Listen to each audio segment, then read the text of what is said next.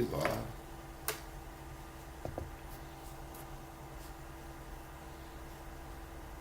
Alright, let me share this bad boy out.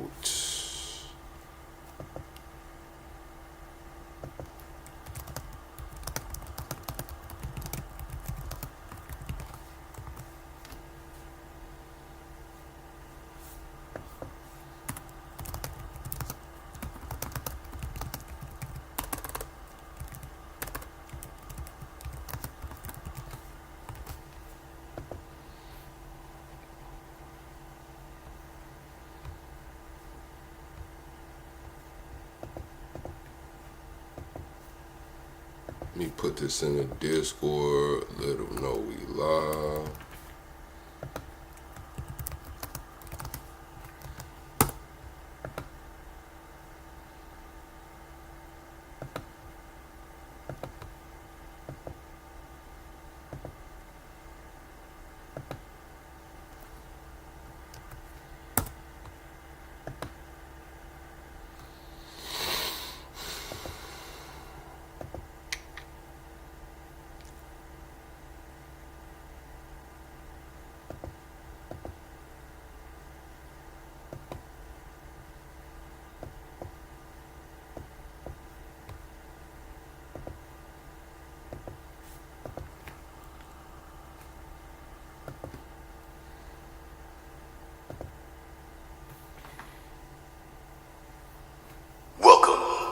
Greatest damn show on YouTube. Welcome to the greatest damn show on YouTube.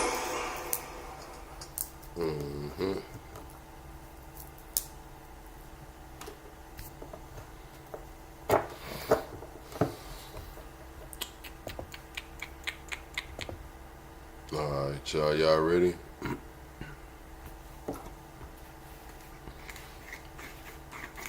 Art of War, what it do? Big Niche, what it do? What's going on, man? We got a early morning stream. Well, it ain't even really early. I'm actually a little late because I was on the late night, man. I came with the late night stream. If y'all caught the midnight stream, you know what I'm saying? Shout out to y'all. Shout out to y'all who caught the midnight stream, man. Y'all know we had to pop out. I had fell asleep early, man, but I woke up like, let's get busy. I'm finna go live. So we went live, man. We had a pretty relaxed stream last night. We covered a few topics, but this the morning show, baby. I hope everybody's having a great week, whether you're on your way to work or just now rolling out of bed. We finna get this show started, man. Oh man, double tap the screen, shut alive out. What we doing this morning, chat? Double tap the screen, shut alive out. What we doing this morning, chat? Trump gets the hostages released. We got markets wrecked on purpose. Is this reality? Call in. This is a call in show. Double tap the screen, shut alive out. We got an action packed episode, man. We got we're gonna talk about the markets, how Trump made the tweet talking about the 100% tariffs on China. Market goes crazy. Everybody's liquidated. I'm talking about 19 billion wiped out of the market. Then he just comes back like a day and a half, a day later, like, you know what? I don't think President Xi in China want this 100% tariff, so everything's gonna be okay. See, that we've been talking about that in the crypto community for years.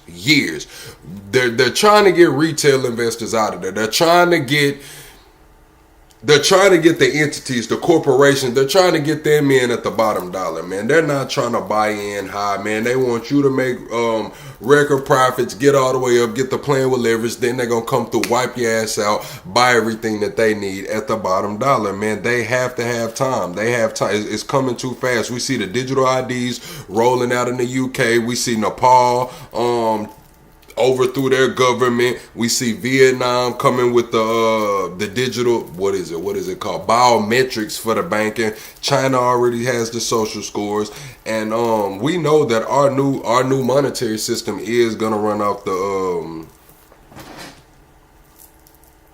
ledger. It's gonna run off the ledger. It's gonna be a CBDC, whether it's gonna be controlled by the feds or controlled on a state level.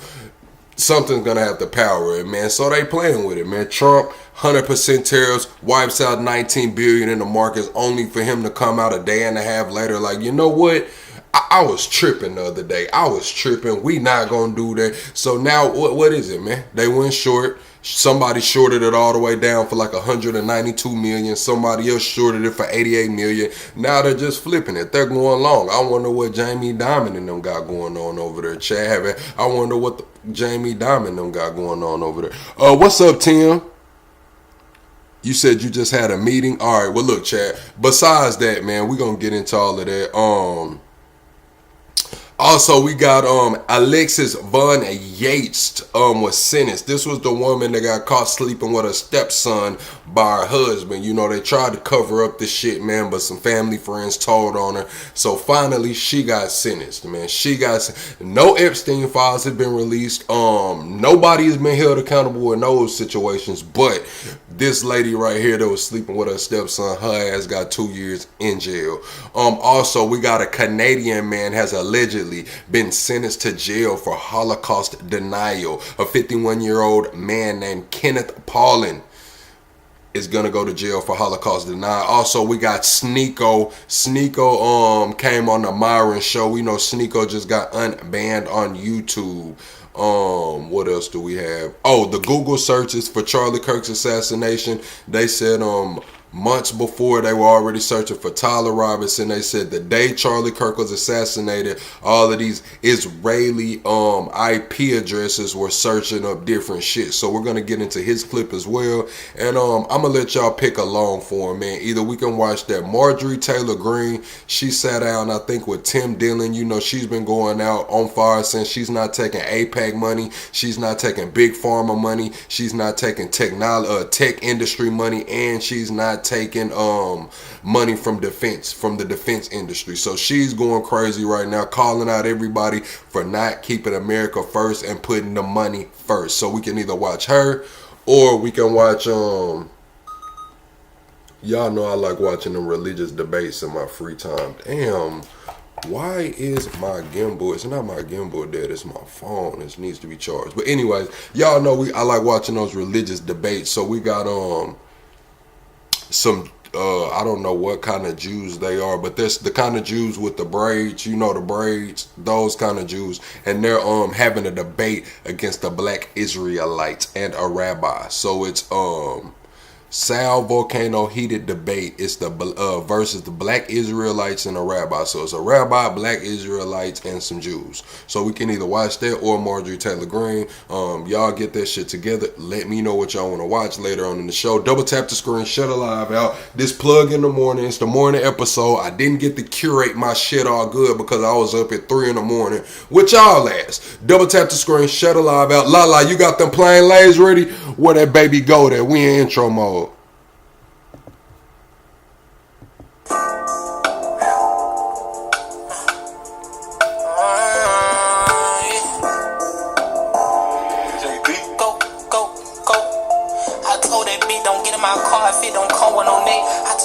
I don't like the beef, cause that don't come with no trick. I told my niggas to mark my word, I guarantee that I'm next. Got the arms of a bodybuilder from the way that I flex. Might just hit the strip just to go blow me a check. They know what the fuck I'm on. They say that they got some of the best gas, they call it Southern Joy. Chain on chain and ice on ice like Adam Sandler, I'm water boy. I know I'm all in the head. Bad bitch laying in my bed. Wait till I give her a spray.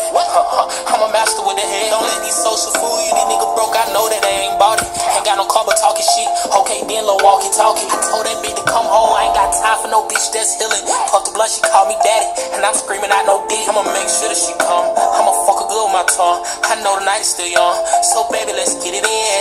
I know just how she like it tonight. She spicy, she added a friend. They ain't identical, but they fuck alike. So in the bed, I call them twin. I call them twin. Bed, I call them twin. Bitch, and shoot a shoot. 1 + 1 that equal 2. What you tryna do? Go back for back, check a swoop for swoop. Either way it go, I'm on. Either way it go, I'm gone. Brody them just got like 100 on me, they tryna get them gone. What you call it, J Wet? What's the name? And he put it in his song. Brody them got the purest powder, it's pink, you know this shit is strong. No diddy. I'm the type of nigga that turn my bitch up in each city. Brody cut out, we celebrating, we hit the gritty. I'm feeling like a baby, I'm tryna get that milk up out them titties. It's no question who young and the latest. If you want your bitch, then when she talking, hear her. If I want the bitch, I'm going Pittsburgh. Still her. I keep some on the side. I don't have trust in just the main bitch. Suck me up while I'm driving like damn, I die by this lane switch. Shit, different type of free, so we ain't never got a tussle. Throw it back like Miss London. Sum me up like be hustle. Yeah. Oh man, double tap the screen, shut a live out, man. I hope everybody's having a great morning, whether you're on your way to work or just now rolling out of bed. We do got an action-packed episode, even though I didn't curate it as I should have because I was up late last night. But we finna get into it. This is the story that I was telling y'all about on the intro. This is Alexis Von Yates was sentenced. She got caught in the act with her stepson by her husband. Never any consequences. That's why they keep doing it. Do you think women today get the same punishment as men for sexually assaulting someone? Now, this is a woman. You know, she was she was having relations with her stepson. Man, we just gonna not even add to no way I can sugarcoat it. But they gave her ass some jail time, so we finna get into it, man. We do not have the Epstein files. And then oral. All right. The nurse we do not have the Epstein. Damn, we do not have the Epstein files, but this woman did get 2 years in jail. I want to know, chat, did she was justice served? This woman got 2 years in jail for sleeping with her stepson. Stepson by her husband finally got sentenced, and it's a total joke. Now, before I tell you her sentence, let me go back and tell you what happened. That way, when I tell you, you know how much of a disgrace this is. Her name is Alexis Von Yates. She's 35 years old from Ocala, Florida. In the summer of 2024, her husband's son came to visit. And during his time there, she was overly flirtatious and even seductive. On July 26th, her husband had to work late, so she was at home with her stepson and her own 2 young children. Oh, shit. So, she wasn't even there all the time, chat. Where the hell is my vape? She wasn't even there all the time, chat. She was only there part-time. Like, the kid was just now coming through. I thought they was all like a happily family. But no, the kid was coming to visit. She got them in bed, and then it was just her and the stepson. They allegedly shared a THC cart together and then played video games. And then after that, she turned on the movie Terrorizer. But according to the victim, not long after starting that, she told him she was bored with it and that she was so horny because it had been a couple weeks. And at that point, they allegedly began making it. Now she bored and horny after hitting the damn vape cart and watching Terrorizer. Now y'all remember back a long time ago they had banned marijuana during Prohibition, and they said they banned marijuana because it made white women horny. Now here she goes hitting this THC vape with her damn son, and she just wants to turn into a freak league. I don't know, Chad. This shit is crazy, bro. This shit is crazy. She was bored with it and that she was so horny because it had been a couple weeks. And at that point, they allegedly began making out, and then she kicked her panties off, and then he got on top of her, and she said, "Aw, man, it's too bad you're not 18 because you're not old enough." But that didn't stop her. They continued to make out, and then oral both ways, and then penetration without any protection. And while that was going on, they both heard a noise in the garage, but they decided to keep going. And noise in the garage. Now you hear the noise in the garage, you're so into it that you just keep going. Crazy, bruh. Crazy. I'm surprised dude didn't come home and do something real bad. At least he handled himself enough to not do something real bad. This could have been a whole different story. This could have been a way different story, straight up. And then the husband/father walked in through the front door. The teenage victim ran to the bathroom with his pants down at his ankles, and she quickly grabbed a blanket to cover up. The husband apparently began yelling, "What the F is going on?" and started throwing things. He was pissed and in shock. Pissed? He's hurt. Fuck pissy. That's what we gotta quit doing with men. You know what I'm saying? Now, if it was a woman who came in there, and saw her husband banging out his damn stepdaughter, she would be depressed, discouraged, going through it. But all he gets to be is pissed. It's just pissed. No, he's hurt. He's torn. This is his damn son banging out his wife. Like, what are we talking about? Why can't he have depression? Why can't he be mentally fucked? Why does it just have to be pissed? Like, nah, man, this man needs some damn counseling, man. Help this man. What is he going through? The hell? Pissed and in shock. No, woman, I almost called her out her name. He was upset, depressed, torn. He was a puddle, a shadow of himself. And yelling, "What the F is going on?" and started throwing things. He was pissed and in shock. Alexis apologized to him, explaining that the son looked like a younger version of him. The father ended up driving the boy to his grandparents' house, and then Alexis allegedly called him the next day, telling him that she wishes they hadn't gotten caught. She rated his performance a 7 out of 10 and told him that he looks like his father, including that just with younger. Man, lock her ass up for even longer. After she gets done banging the stepchild, the dad takes him to Granny's house to get away from the situation, probably so he doesn't squeeze her damn neck and have smoke coming out her ears. He removes himself from the situation. Hey, I don't call the police or nothing. What's up, Steven? Hey, I don't call the police or nothing. They try to sweep this shit under the rug, man, right? Well, she takes it upon herself. She just can't let the damn thing go. She has to rate the kid on his damn performance. Like, look, man, I did it because you look like your dad, man. And everything about you looks like him from top to bottom. It's crazy, man. What the hell? 2 years, man? Your skin. When I heard that, I was like, I'm sorry, what? Now, he didn't report it. It ended up getting reported months later by a concerned family member, and she got arrested in November. She got charged with SE actual battery of a person between 12 and 18 by someone with familial custody. Tim, you walked in on your girl banging your homeboy, and what did you do? You just left? Like, not really a girl or homeboy. I didn't know to snap out, whether to snap out or disappear. I can't tell you what you should have done in that situation, man. I really can't, man. That's why we got to know who the fuck we laying down with, man. That's why I don't let people come in my fucking house right there. Homeboys, female friend, you can't come over here. I'm sorry. We can hang out at the damn park. We can go to the damn urban at wherever the fuck. You can't come over here because ain't no fucking going on in my house unless it's me. Straight up, ain't no fucking going on over here unless it's me. And in December, she pleaded not guilty. But last month, she pleaded no contest and accepted a plea on lesser charges of lewd and lascivious battery on a child. And she was sentenced to 2 years in prison, 200 hours of community service. There's some fees and fines she has to pay, and then 10 years of probation as an SO. The victim is still in counseling over a year later, and reports are stating that in the past year, he and the father have only spoken one time. Like I said, her sentence was an absolute joke. And can I just point out that look on her face? She doesn't give one single fuck. Don't give a fuck, man. She got what she wanted, a damn neck, like a squirrel. She got off, man. Ruined this man's relationship with his son. They already weren't living together. He just came around to visit. You wanted to get off this damn THC vape that probably was a fake cart.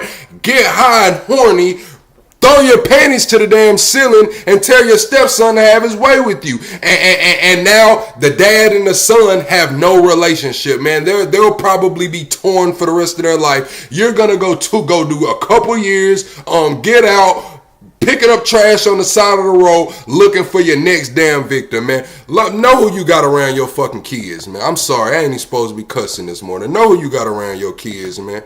Know who you got around your kids, man. I got a son and a daughter, man. I'm not playing about either one of them. Straight up. I got a son and I'm not playing about either one of them. Carry y'all grown ass on somewhere, man. Alright, man. This dude right here, he did a whole breakdown. I'm not going to read all of this, but we're going to listen to him. He said that the searches for Tyler Robinson and everything around the Charlie Kirk situation were happening months prior. He went and did the Google search, and he said that the searches were coming from DC area about Tyler Robinson months in advance. And we're just going to let him get into it. I'm going to throw it off about that last video, chat. Double tap the screen, shut the live out. We are 25 subscribers away from the next sub goal. We're trying to hit 40,100 subscribers right quick, man. The next sub goal is 25 subs away, man. Subscribe to the damn channel. If you don't want to subscribe, don't. You know what I'm saying? But I'm asking. You know what I'm saying? Little Southern House. I am asking. If you don't want to, well, fuck it then. Don't. Kirk was shot. The very first thing that happened, I was actually on the phone with a good friend of mine that I've known for a decade and a half. We're discussing Kirk getting assassinated. Both of us just completely in shock. My friend actually knew him. pretty well. And I mean, we're going through who could have done this. And I said, hey, they've arrested somebody. And we both pull up the pictures and we're looking at it, and they've arrested a little old man named George Zinn. You remember George Zinn? So I go and I search George Zinn. See here where George Zinn was arrested. There's a little blip on September 10th in the District of Columbia. I'm assuming this is everybody racing to the computer to figure out who is the guy they just arrested. I don't know what this is. Maybe a few days later, people go. But look here, July 20th. Now, this July 20th is going to become very important tonight. The week of around July 20th is going to become exceedingly important. And the amount of coincidence. So look, George, around July 20th, right? August, September. So this is a whole month and a half, almost, about July 20th, August 20th, we'll put it at a month. So about a month and a half prior to Charlie Kirk's assassination, this guy was getting searched up a bunch of times. I think over 100 times they searched his name and on this one day.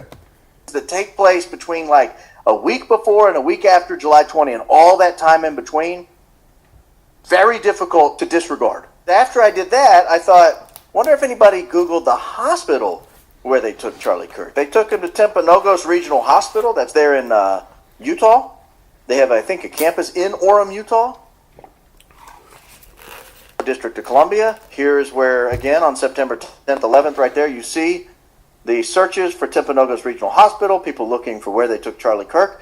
But you'll see this spike of interest in Timpanogos Regional Hospital out of D.C., and then no interest for 2 solid months before. So all of these searches are coming from D.C. So these are searches from the D.C. area, searching from George Zinn, who's in Utah. These are searches from the D.C. area for this Utah whatever hospital, Timpanogos Regional Hospital from D.C. Why are people in D.C. searching this George Zinn guy and this hospital around the same days, a month and a half prior to the Charlie Kirk assassination? This is the research this guy's doing. For the shooting. And keep in mind that July 20 anchor date, here we have a July 16, 2025. And then we have a July 3, a June 28. And if you go out 12 months, you'll notice I had one back then, and then this all kind of goes out. So something's going on here at the Timpanogos Regional Hospital search. And then right the day before, somebody in the District of Columbia says, we should really make sure we know what the Timpanogos Regional Hospital is. They searched it over 100 times the day before. Look, chat. They searched it over 100 times the day before. Should make sure we know the day before he gets shot. 100 searches for that hospital out of D.C. the day before. That Crazy. July 20 anchor date, the time around there, you had a time way back. That could be anything. And the day before, somebody zeroes in and says, we need to look up Timpanogos Regional Hospital. Maybe they're looking up an address. Looking up, who knows? Who knows? I'm just reporting the facts. I'm not drawing conclusions tonight. Because after Timpanogos Regional Hospital, I thought, I wonder who the medical examiner is. Utah. I wonder who the medical examiner is in Utah. Because it appears. Thank you, Grill. It appears to me, based on everything I've looked at, that Charlie Kirk may not have had an autopsy, which I find shocking. Shocking.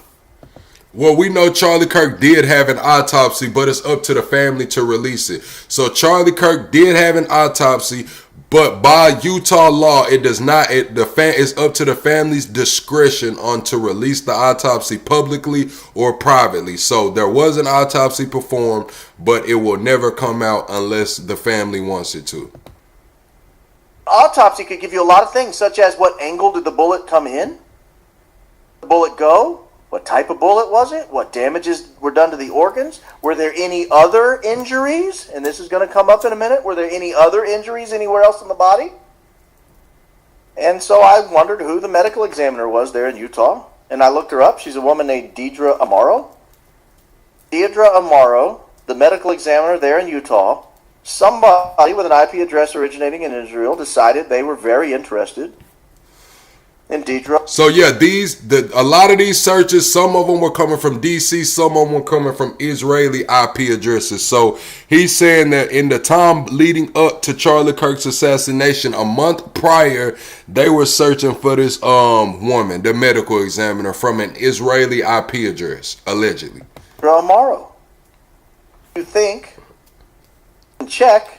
The reason I'm not showing you others, go to the District of Columbia, for example, not there. You can even go to Utah and see. So the medical examiner was not searched for by anybody in DC or Utah. It was searched from a Israeli IP address. So if it's not in the District of Columbia and it's not in Utah, this is not a very common search, is what I'm pointing out here. Not a very common search at all. So I thought, that's weird. So I press on. Now I go, a guy named Bo Mason. You guys ever heard of Bo Mason? Bo Mason is... Every time I hear somebody named Bo, I just automatically assume they're good at fishing. Like Bo is the name of a guy I want to take fishing with me. You know what I'm saying? Like, look, me and Bo, we went out there, you know what I'm saying? We caught about 10, 12 catfish, a few brim and bass. You know what I'm saying? Me and Bo. Bo sounds like a fisherman. The commissioner of the Utah Department of Public Safety. In other words, ranking law enforcement official there in Utah. Bo Mason. Now, I noticed Bo Mason got appointed to that position on July 17th. Again, that anchor right around July 20th. We also got to remember that Kash Patel fired the head of the FBI in their Utah office down there as well a month prior, like a month, maybe a month and a half prior. Around the same time these searches were coming out, Kash Patel fired the head of the Utah office. After Charlie Kirk's assassination, I believe they went through and just cleaned out the whole DEI or whoever kneeled. They cleaned out everybody. Everybody that was kneeling during Colin Kaepernick's thing, they fired all them too. Appointed a few weeks before that, and he took the role on July 17th, replacing a guy named Jess L. something, who resigned. I remember it all off the top of my head. Again, District of Columbia, Bo Mason, right? You could say, hey, he's a law enforcement official. Notice how close that is to July 20th again. We got it right in that same window where I told you really watch that time period. Really watch that time period right around July 20th tonight. Something caused a lot of these searches to take place right in a very narrow band of time. This one could be explained away as, hey, he got appointed the very next day. He got appointed on Thank July you, Big 17th Niche. there in Utah. So maybe on July 16th, someone says, we need to look at who the new Department of Public Safety head is going to be in Utah. Maybe. Now I want to show you a very interesting story that was found and was just absolutely baffled by this story. This is a guy named John Cullen. Think of him what you will. A lot of people have strong opinions about him, but he's one of these, what I used to call a Twitter terrorist, a guy who posts all the time on what now called X, the new platform X. Discovered, or somebody pointed out to him, and he's really been covering it, that there was a plane, this plane here, a Bombardier Global 6500 with the tail number November 1098 Lima. And on the day Charlie Kirk was died, it made two very interesting flights and deviations from flights. It had booked a flight, or it had flight plans from, I think, New Mexico to Montana, which would take it right near Orem, Utah, the site of the rally. This was not an unusual flight for this plane. On the day of the shooting, it actually dropped. This plane can go up to 51,000 feet cruising altitude. It's a U.S. spy plane, basically. On the day of the shooting, it comes all the way down 203 or 204 feet off the ground, flying at nearly stall speed. The first time it did that, heading north on its path to Montana. It deviates from its flight plan. It comes down to from 30 to 50,000 feet in the air. It comes all the way down to 204 feet, and it flies within 2 miles of the campus of Utah Valley University. At 204 feet, you know how low that is in the air? 204 feet at nearly stall speed, like 113 knots or 118 knots. I can't remember. This right here says 129 knots where they picked it up. And then on the way back, and then it goes back up, and on the way back, 25 minutes after Kirk was assassinated, it comes back through the Orem, Utah area, back down to 203 or 204 feet, the exact same height it flew before, at nearly the exact same speed, 25 minutes after Kirk was assassinated. Nearly stall speed. A gust of wind could have knocked that plane out of the sky. And then it goes back up and on its way. So I think that's a weird thing. I mean, that's unusual, so let's look it up. Look up. November 10, 98, Lima. And let's see, just for the sake of argument, is there anybody in the world who is curious about this plane at this time? And in fact, I did find somebody. I found November 10, 98, Lima. Again, out of Israel. The weeks leading up to the shooting. August 8th, a month and 2 days before the shooting, a month and 2 days before this plane does a very weird 200-foot flyby of the campus at nearly stall speed. Now, we've learned since that this plane has the capacity to deploy drones. I've seen news articles, I've seen videos. This plane, this jet, is a U.S. government contracted spy plane. It has the ability to deploy drones. Somebody with an IP address originating in Israel, and again, we talked about all the ways that can happen, took an interest in this particular tail number about 32 days before Charlie Kirk was assassinated. It's related, maybe it's not. We press on. Remember the stink? One of the major things the left did as soon as Charlie Kirk was assassinated. I mean, his body wasn't even cool yet. And they're already blaming Donald Trump and Kash Patel for it because, well, they traded out the special agent in charge there in Salt Lake City like a bunch of cowboys. They just going around firing people. Well, maybe we look into that. Anyone in the world taking an interest in the old special agent in charge there in Salt Lake City? Yes, July 9th. For about 10 or 11 days before that July 20 date I tell you to keep anchoring on July 9th, somebody looks up the old special agent in charge, Matab Sayed. Added the middle initial, Matab A. Sayed. Israel, again, August 10th. The new guy. Who replaced him? Robert Bowles replaced him. Well, let's look up Robert Bowles. Anybody in the world looking at Robert Bowles? Yeah. Our friends in Israel. Or an IP address originating in Israel. September 1st. Someone with an IP address originating in Israel took a keen interest in the special agent in charge in Utah, and then when it changed, when that special agent in charge changed, in the weeks leading up to the assassination, they took a keen interest in the new guy. And again, think this is just a name that gets searched all the time, not in D.C. This is the special agent in charge.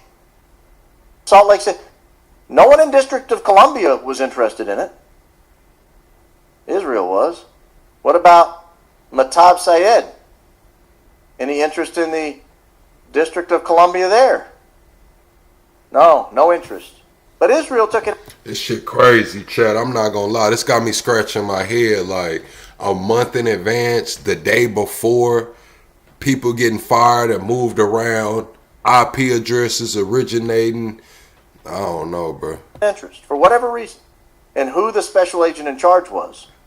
Now, finally, Hunter. Not only was the plane that was around the time searched up a month prior, the special agent, the medical examiner. It's like everybody's getting searched up in the months leading to this. Like, all right. Kozak. Hunter Kozak goes to the stage. Now, I have heard where he said out of his mouth, he screened this question with Charlie Kirk's team.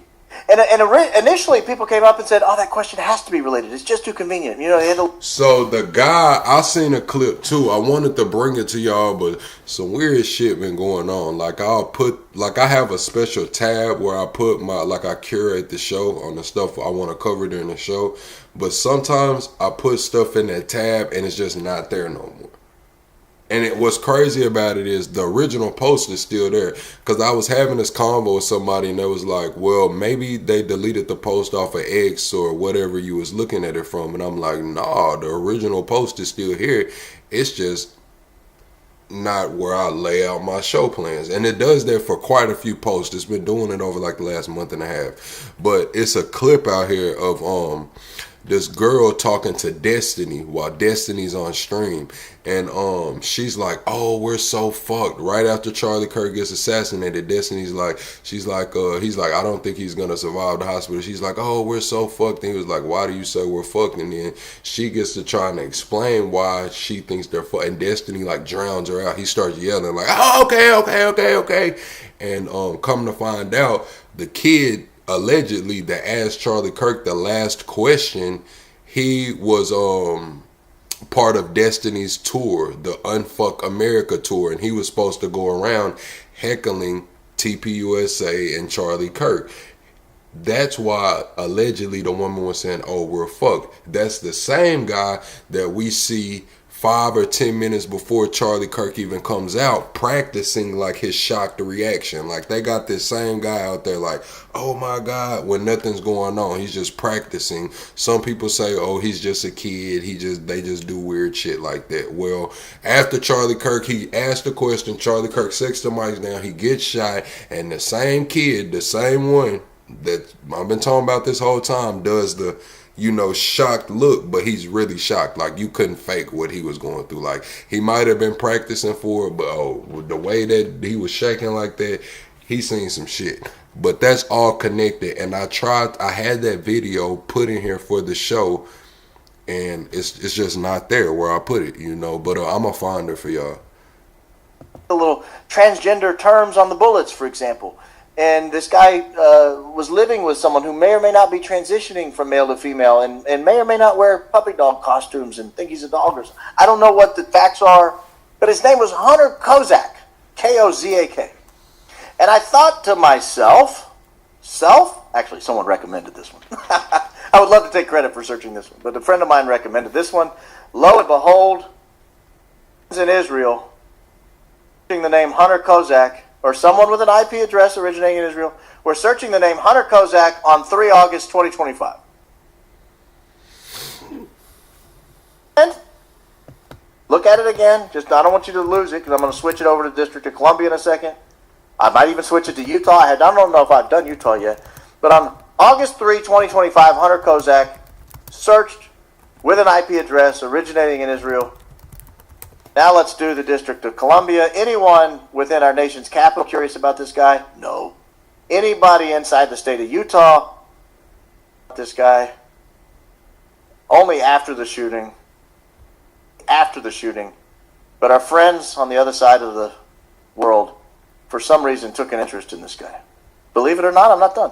We've done George Zen. We've done Timpanogos Regional Hospital. We've done Dietrich Amaro. We've done Bo Mason, we've done November 1098 Lima, we've done Matab Sayed, we've done Matab A. Sayed, we've done Robert Bowles, and we've done Kozak. Alright, this one gets a little deep. This one took a little research. Very curious. Alright, chat, I found it. I found the video of the Destiny that we're fucked, that Panic called, put with all of this shit I was just talking about. I found the video. So after this guy gets done breaking down these searches, I'm gonna pull it up. I did find it again though. When the Talking Points USA spokesperson came out and said they had spoken to the surgeon, but didn't give the surgeon's name. So I thought, who's the surgeon? And this is the surgeon who looked, according to the Talking Points USA spokesperson, who seems like a nice guy, not knocking him at all. Doing his job, relaying the message that he was given from the surgeon, just letting the world know about it. This is the guy who said, "Hey, Charlie's made of steel." would have normally gone through almost anybody, but Charlie, not Charlie, he's made a steal. But he didn't give the surgeon's name. And again, remember, Deidre Amora, they didn't do an autopsy, I don't think. At least that's the news on the street. They didn't do an autopsy. So I go and I get a list of all the surgeons I can find at the Orem branch. But we know they did do an autopsy. It has been confirmed they did an autopsy, but it's up to Erica Kirk and the family to release that, which I doubt they will. If it was my family member, I probably wouldn't release the autopsy either. I'm just going to be honest. Timpanogos Regional Hospital. And I think, I would have looked up any of these people. The first surgeon I could find was a guy named Stephen Nealman. Stephen Nealman. Remember that date, July 20. This is July 18th. This is July 18th. Stephen Nealman. 18th, 2025. This was out of our friends on the other side of the planet over there. Very curious about the surgeons in Utah, you'll find out. I go to the next one I could find, Robert Patterson. I found a lot, so I added an MD to it. This video right here has not been getting a lot of traction. They do not want this shit out, man. Like, dude did this a few days ago, but it's not getting any traction. Like, why is this IP or these IPs linking back to over there, and all of the searches are from Utah, and the surgeons and the plane that was around, and you know what I'm saying, the medical examiner and the law enforcement? Why are all these searches coming from over there a month prior to it? Like, nobody, like, this guy is on it, man. Shout out to him. I'll give him some credit right quick. Baron Coleman on YouTube. This is Baron Coleman, this guy. It's an MD. July 23 and 24. May have been the only one that was searched twice, 2 days in a row. July 23 and 24, Robert Patterson, MD. Again, I just find online a list of surgeons, Panogos. I eliminate people like the breast reconstruction surgeons because I didn't think that was necessary to look up. Actually, I might have looked up one of them. But I found the general surgeons, the emergency surgeons, all the people who minor surgery. I looked them all up. I go to the next one, Lee Trotter. Has anyone looked up Lee Trotter? Again, notice the date. Notice the date. This is right in that July 20 area, that July 20 timeline. Someone with an IP address originating in Israel.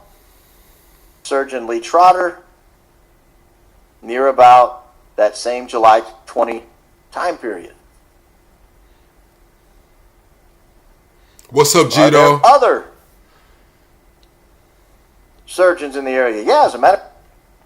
Impala, the reason I'm asking you guys, do you use a cell phone daily, is because I got analytics, and y'all not hitting the like button enough. Don't think too deep into it. Just double tap your phone, give me a like on the video, because if you're using a cell phone and you're watching this video, how you like it is double tapping it. Don't think too deep into it. Everybody that said yes, the likes should match the amount of people that said yes, because you got a cell phone, so like the damn video. Ha ha, I got you. There's a guy named Lee Patterson. Whoop-de-doo. So I look up Lee Patterson. Date, July 19th. Somebody with an IP address originating Israel. In the week of July 20, that week on either side of July 20, was very interested in all the people who practiced surgery at Timpanogos Regional Hospital in Orem, Utah. There was a lot of interest from an IP address originating there. Now, let's just, we talked about the different, let's say someone's using a VPN. At this point, if I'm the FBI or I'm the Utah State Police, I think this is still a Utah State Police matter, by the way. This didn't cross lines, I don't think. If I'm the Utah State Police, I'm calling and saying, I need to know the IP addresses that hit this. I need to know if this belongs to a VPN, does it belong to this? Is it the same IP address that looked up all the different surgeons in my county? Because there's more. By the way, there's a guy named Brian Gill, probably a very talented surgeon.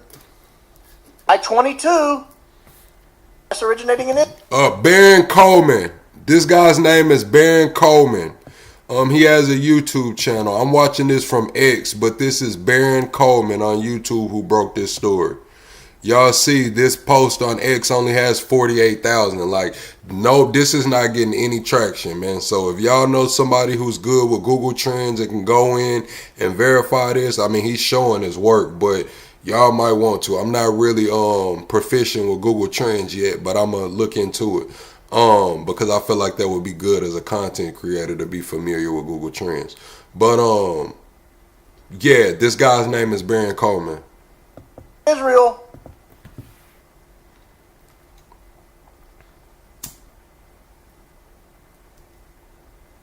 What about Richard Rasmussen? I'm sure he's a fine surgeon, a nice guy, pillar of the community. Also, sir. Yeah, Gio, he's went back and looked at all of everything surrounding the Charlie Kirk assassination, and he's cross-referencing to the Google Trend searches 90 days prior to the assassination. So what he's seen is around the 20th, between July 14th to the 24th, a lot of these people were being searched up, and for some reason all of the searches originated from an IP in Israel. It wasn't in DC. It wasn't. Why is this IP, it could be a VPN, out of Israel so concerned with everything surrounding the Charlie Kirk situation a month in advance? They searched the plane, the exact tail number from the plane. They searched all the medical examiner, the surgeon, the police. They searched everything a month before the assassination happened, and even down to the hospital he was taken to a month in advance. They also were searching it in DC. Some of the terms were being searched in DC leading the day before. Like the hospital he was taken to was looked up so many times the day before he was even there, and that search was coming out of DC. So this guy's doing a Google Trends breakdown on all of the terms being searched surrounding the Charlie Kirk assassination. July 14th, IP address originating in Israel. Rasmussen. Again, the state police, if I'm the FBI, I have real concerns that my surgeons are being searched within a very narrow time window, like 7 to 10 days. And I want to know, is it the same IP address looking at all of them? Because I want to know who the hell is so curious about my surgeons in my local hospital. On the FBI, I might ask, is this related to an assassination where they rushed the body there and there was a surgeon that declared Charlie Kirk? Now, mind you this, the hospital they searching up, the hospital they took Charlie Kirk to is further than the actual hospital they should have took him to. They took him to a less equipped hospital further away. So if where he got shot, if they were going to take him for his best chance of survival, they would have took him to the hospital that was closer. That hospital was better equipped to handle that type of trauma. But instead, they took him to the hospital that was further away, that ties back to all of these searches leading up to the assassination. It's just crazy.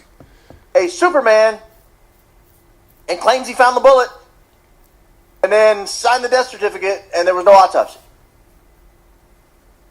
And people may have been searching these surgeons.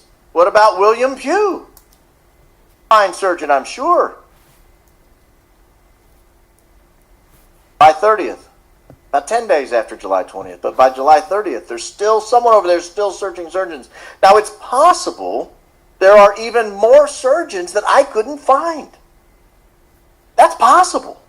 There are more surgeons that I couldn't find. There might be dozens of surgeons. I don't know how big of a hospital this is. I don't know how many beds it has. I don't know how many surgeries it does on a normal basis. I don't know how many emergency surgeries it does.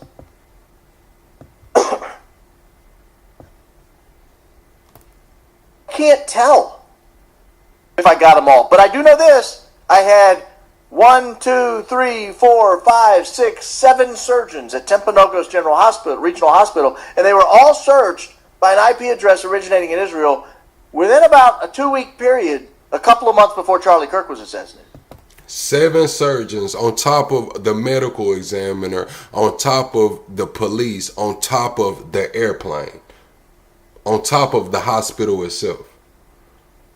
Shout out to Baron Coleman for that research, chat. Shout out to Baron Coleman for that research. Double tap the screen, shut a live out. We are 25 subscribers away from the next sub goal, chat. I need you guys' help to get this message out far and wide. We fighting shadow bans. We fighting people reporting us, man. I need you guys' help, man. Let's get 25 quick subscribers and let's hit 100 likes, man. Share this video out far and wide. I don't care if you share it to your timeline or the last person that you text. Doesn't matter to me. Yeah. I do know that. I know that much. That's a fact, Jack. Key in on this IP address or this. I guess it could be a VPN. If it's a VPN, I think the state police or the FBI could go to the VPN and say, whose IP address connected to this? But if it's not a VPN and there's someone in a foreign country searching up all the surgeons in my jurisdiction right before there's a high-profile assassination, I'm very curious what the is going on. Crazy, man. Yeah, share it to Candace Owens as well, man. Get Baron over there with Candace. Thank you, Gito. I found that video, chat. I told y'all some weird stuff has been going on, man. With me curating my show. A lot of the content that I want to bring y'all, it just disappears. Like have it in my wherever I curate my show, and I'll go and get ready to pull it up and it won't be there. And then I'll think about it like after the show, like, damn, I was supposed to talk about that and it's not there.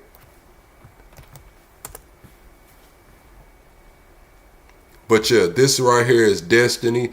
This is Destiny right here. This guy's gonna break it down. But basically after Charlie Kirk got shot, this girl was talking to Destiny saying we're fucked or whatever. Destiny cut her off, like talked over and was like, didn't want to let her talk about it. But they're trying to say that the guy that asked Charlie Kirk the last question that he asked is tied to Destiny and them. And this is allegedly the same guy that was practicing how he was going to act shocked when Charlie Kirk got shot, in which he did.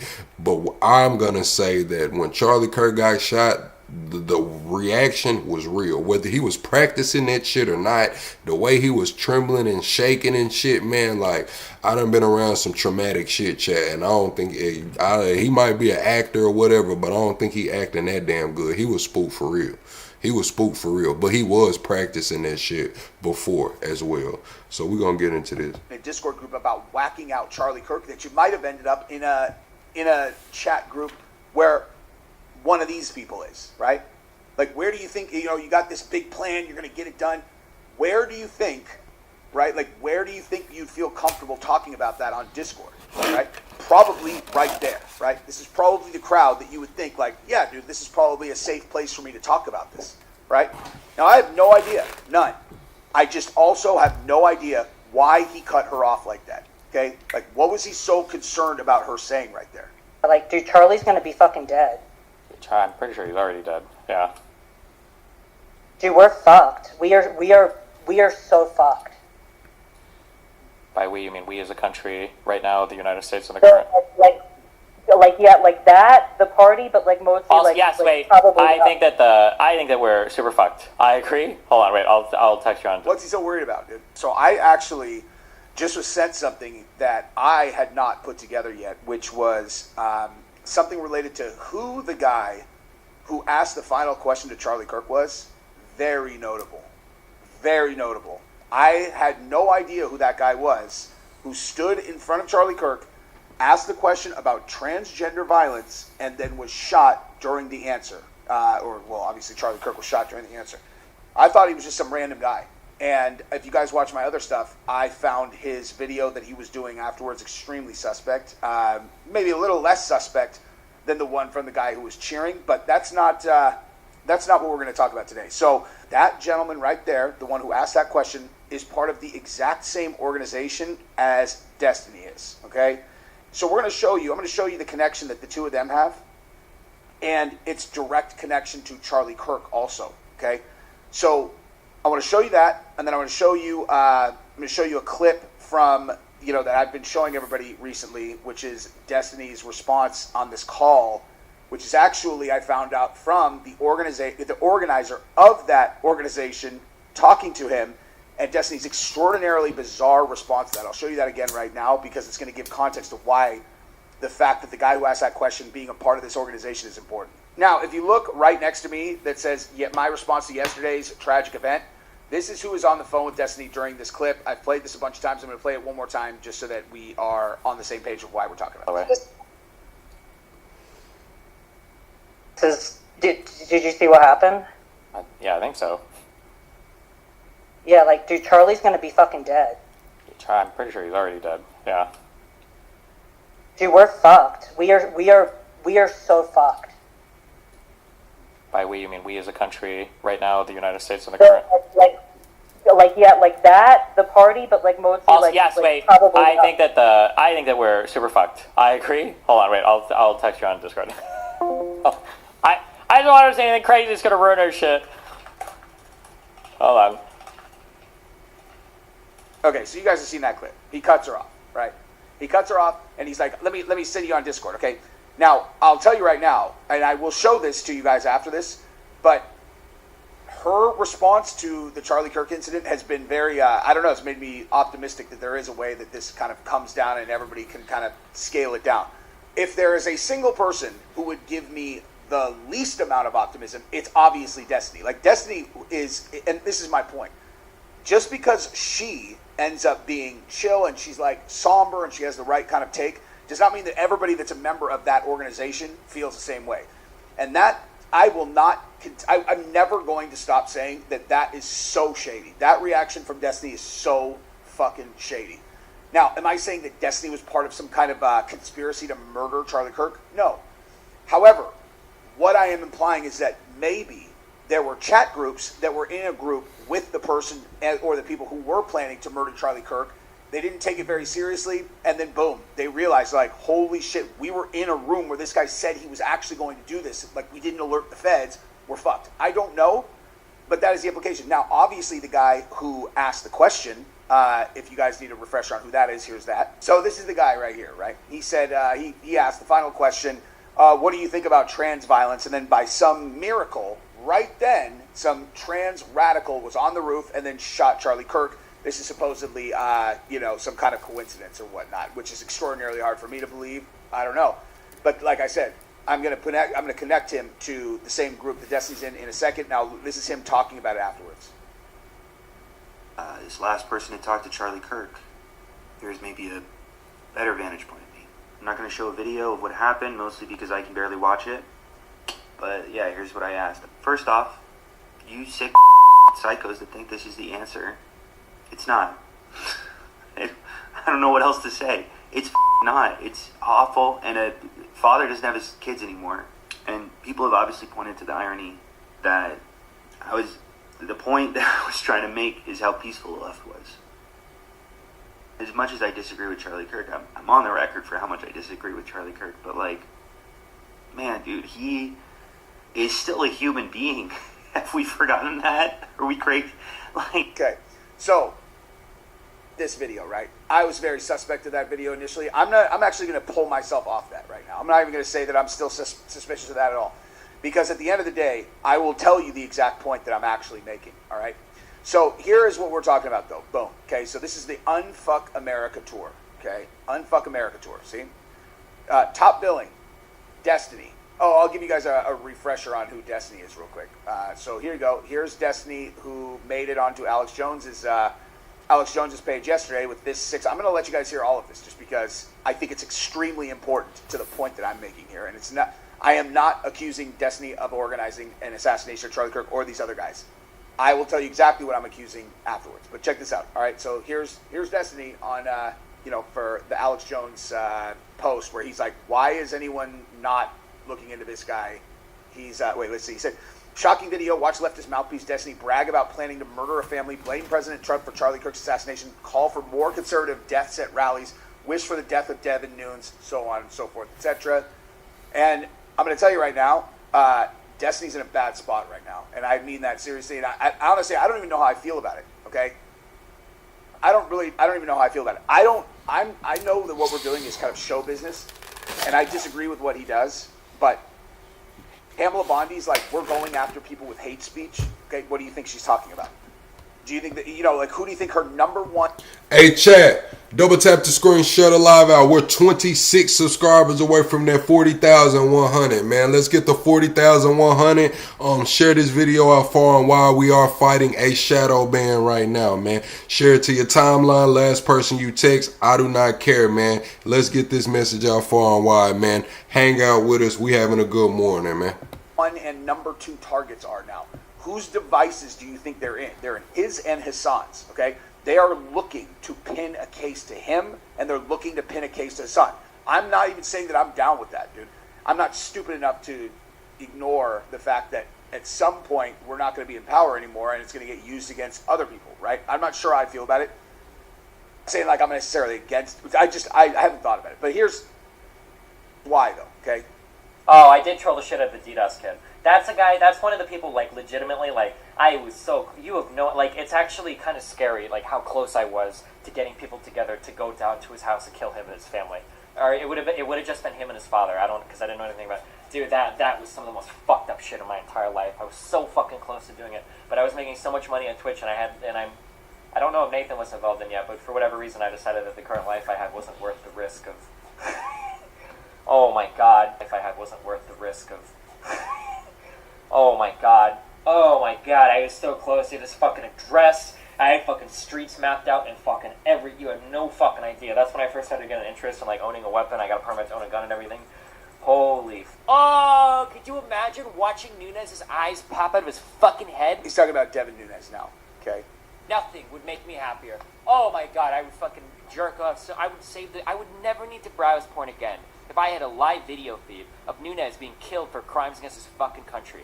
Oh my god, it would be the most arousing fucking thing. Auto War with the $40 super chat, man. Auto War, I appreciate you for your continued support, Auto War. Y'all get Auto War some flames for that $40 super chat, man. Auto War, thank you, man. Welcome to the greatest damn show on YouTube. Auto War, day one, man. Been here since day one. Welcome to the greatest damn show on YouTube. Thank you, Auto War, for your continued support. Auto War might have been around before I even made this damn channel, to be honest, Chad. Thing I could ever imagine seeing in my entire life. I'm squeezing my hog to this. That worthless, subhuman fucking piece of shit deserves to die. Conservatives have been disgusting for years, which is why I don't give a fuck about anybody that winds up at any of these rallies and gets shot or whatever the fuck, okay? Because they had no problem making fun of Paul Pelosi. The entire world would be better. Paul Pelosi, guys. Hey, everyone making fun of Paul Pelosi, because that was like a big thing everyone made fun of. It was like, everyone was like, this is fucking weird. Was the guy's gay lover there or what? Like, it's some random dude that lived in a van in Berkeley and everyone was calling him a MAGA guy. All right, long story short, man. We know what the fuck Destiny do. Right? To ask the final question on the Unfuck America tour with Destiny, okay? Thank you, Gito! Do I think that is worth mentioning, okay? Very, very... Thank you, Gito, for your continued support. Gito, let me give you a drop, Gito. Hold on. Welcome to the greatest damn show on YouTube. Y'all get Gito some flames for those jewels, man. Appreciate you, Gito. Straightforward, okay? Destiny is the top billing on this. Thank you, Too Strong. Top billing, right? Does he look like someone who is inciting or calming down violence? Okay, if you're a radical leftist and you think that you're going to go and commit a murder on, let's say, Charlie Kirk as an example, when they have top billing over here, Unfuck America Tour, which follows Charlie Kirk around and exists solely to fight against Charlie Kirk, and all they do is talk shit about Charlie Kirk up until now. Again, I'm going to show you the Unfuck America Tour after this. I'm not applying this to all the Unfuck America Tours. Matter of fact, I'm solely applying it to Destiny.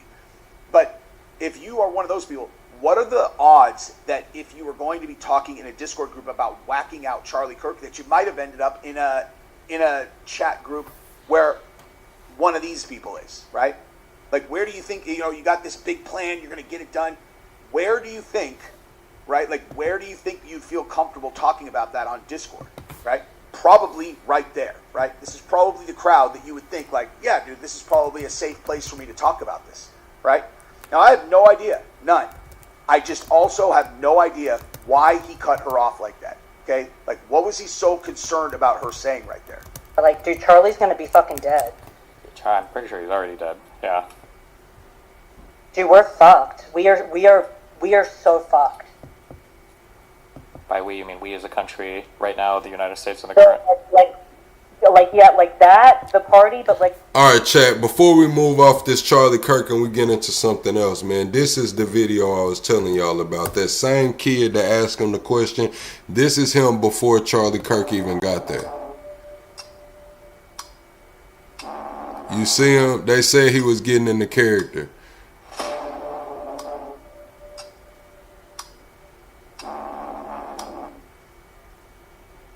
This is him before Charlie Kirk got there. Him practicing it. And then y'all see, this is the last question. That's the same kid that was just talking.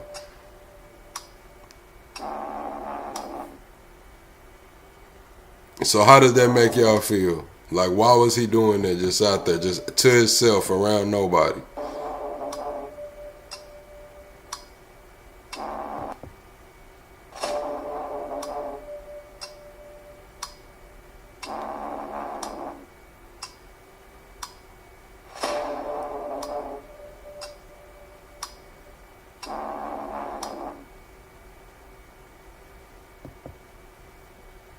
How y'all feel about that, chat? That's crazy to me, man. I'm gonna read this article right here to y'all right quick. It says oh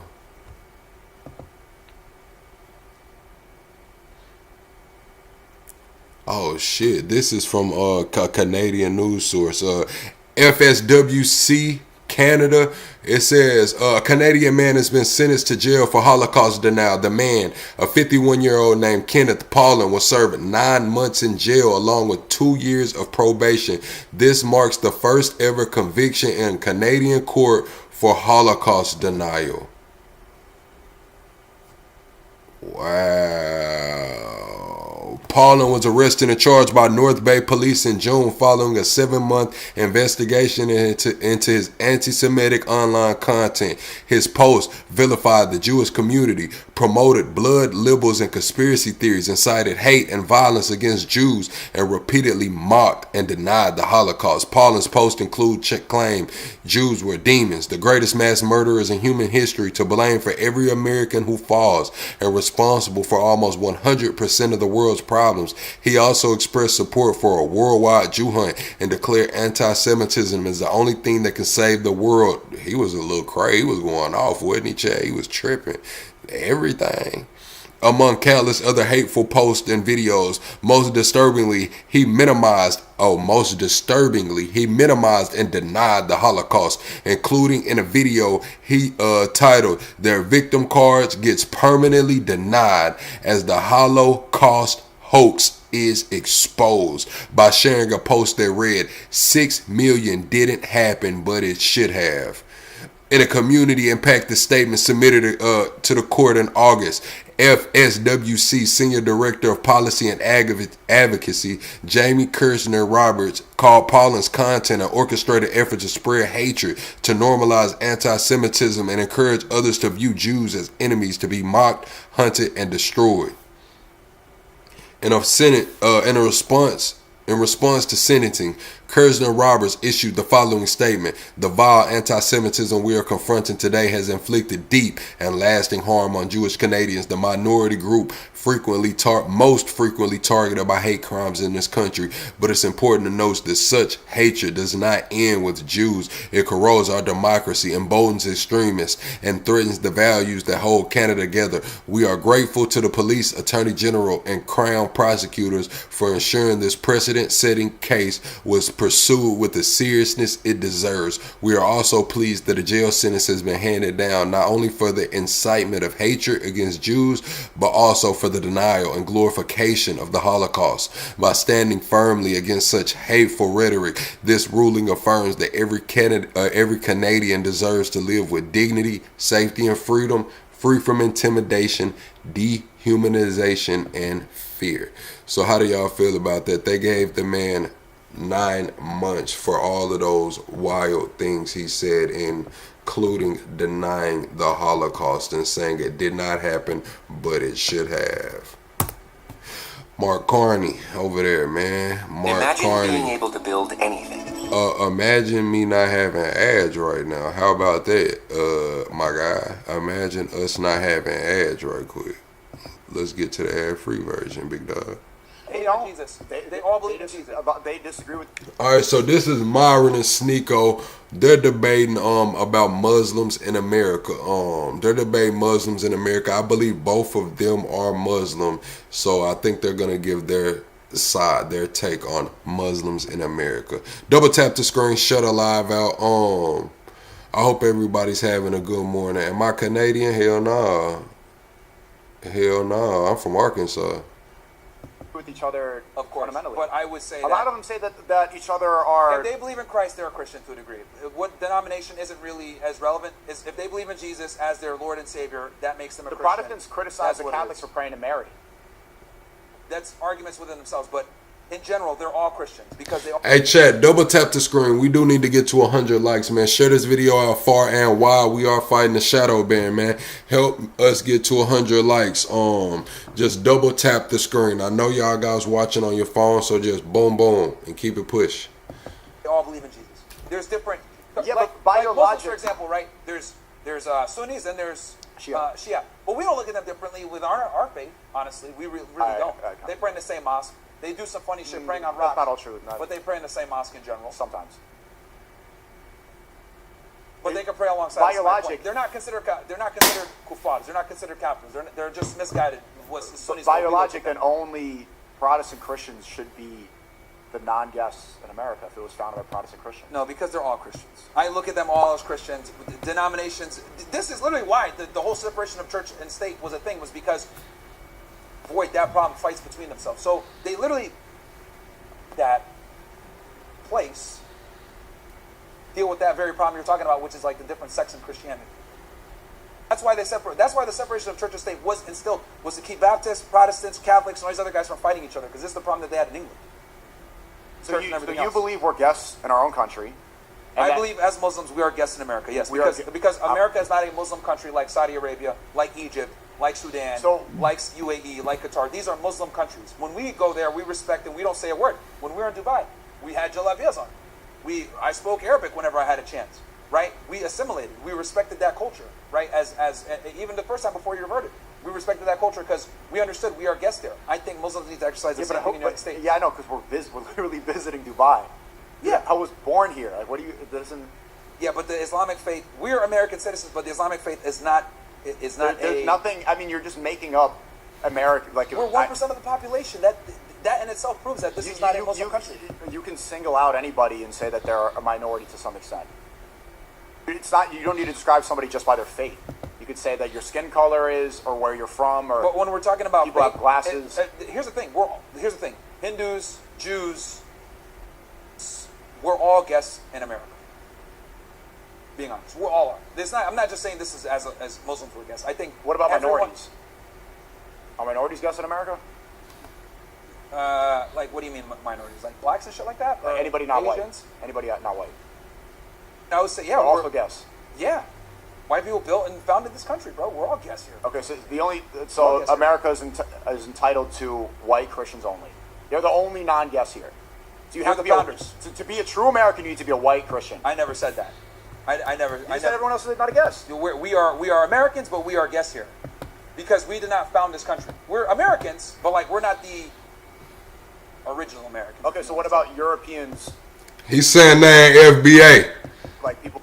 They not FBA and they wasn't the original ones that came over on the ships, man. They wasn't FBA and they wasn't the ones that came on the ship. So I see where both of them coming from, because Sneeko's saying like, look, dude, I was born here. I was just born a Muslim. And Myron's like, yeah, that's true, but America is not a Muslim country. So you are still, even though you were born here, you are still in a way considered a guest by religion. And Sneeko's like, how does that work? I was born here. So I get it. People with two second generation. I think the reason I get it is because I'm from the Bible Belt. So it don't matter if you was born here or not. Like, in the Bible Belt, if you not practicing, you know what I'm saying, some form of Christianity or something real close, people gonna look at you like, oh yeah, they, you know what I'm saying, they doing something different. Like, yeah, that's just how it is in the Bible Belt. Yeah, they doing something different. Well, I'm talking about like the people here that like their family's been here for generations, fought in the Revolutionary Wars, whatever. Okay, so if I'm a white guy and my parents immigrated here after World War II, and I'm a white Christian, and my parents are from Germany. Came here after World War II. Yeah, am I a guess? I would say from a framer's perspective, if you came like you were here in the 1700s, like if you have lineage back to like the colonial individuals. What is that, like 5% of the country? Damn, chat, let me get my camera together, my bad. I'ma fix it. But you said, bro, everyone on this earth belongs to this earth at the end of the day. No one owns nothing. Everyone just alive at the same time. That sounds good, but that would be fundamentally wrong, because people do own things. Wars have been fought. There have been millions of lives lost. There has been so much bloodshed over land and deeds and titles and rights and freedom. So to say no one owns anything is kind of crazy. Now, we still have to pay taxes, or whoever, whether we say the country owns it, but I think millions of people have been dying for thousands of years for ownership of land. So to say no one owns anything is kind of crazy, like, especially when property taxes and shit coming up. Country? Probably not as much, yeah. I mean, probably so not. Everyone's a guest here. Yeah. So whose country is it? It's just those 5% of people? I would say it's America is a white majority country, and we are guests here. Yeah, that's what I would say. So the only 95% of people here are guests. Yeah, dude, nowadays, yeah, with the mass immigration, yeah, you're right. Yeah, 95% of people. A lot of them, yeah, a lot of them are guests. And this is why we have a lot of the problems we have, because we have all these people coming in, bringing their cultures, not assimilating, not learning language. Like New York City, I'll give you an example. New York City is a perfect example.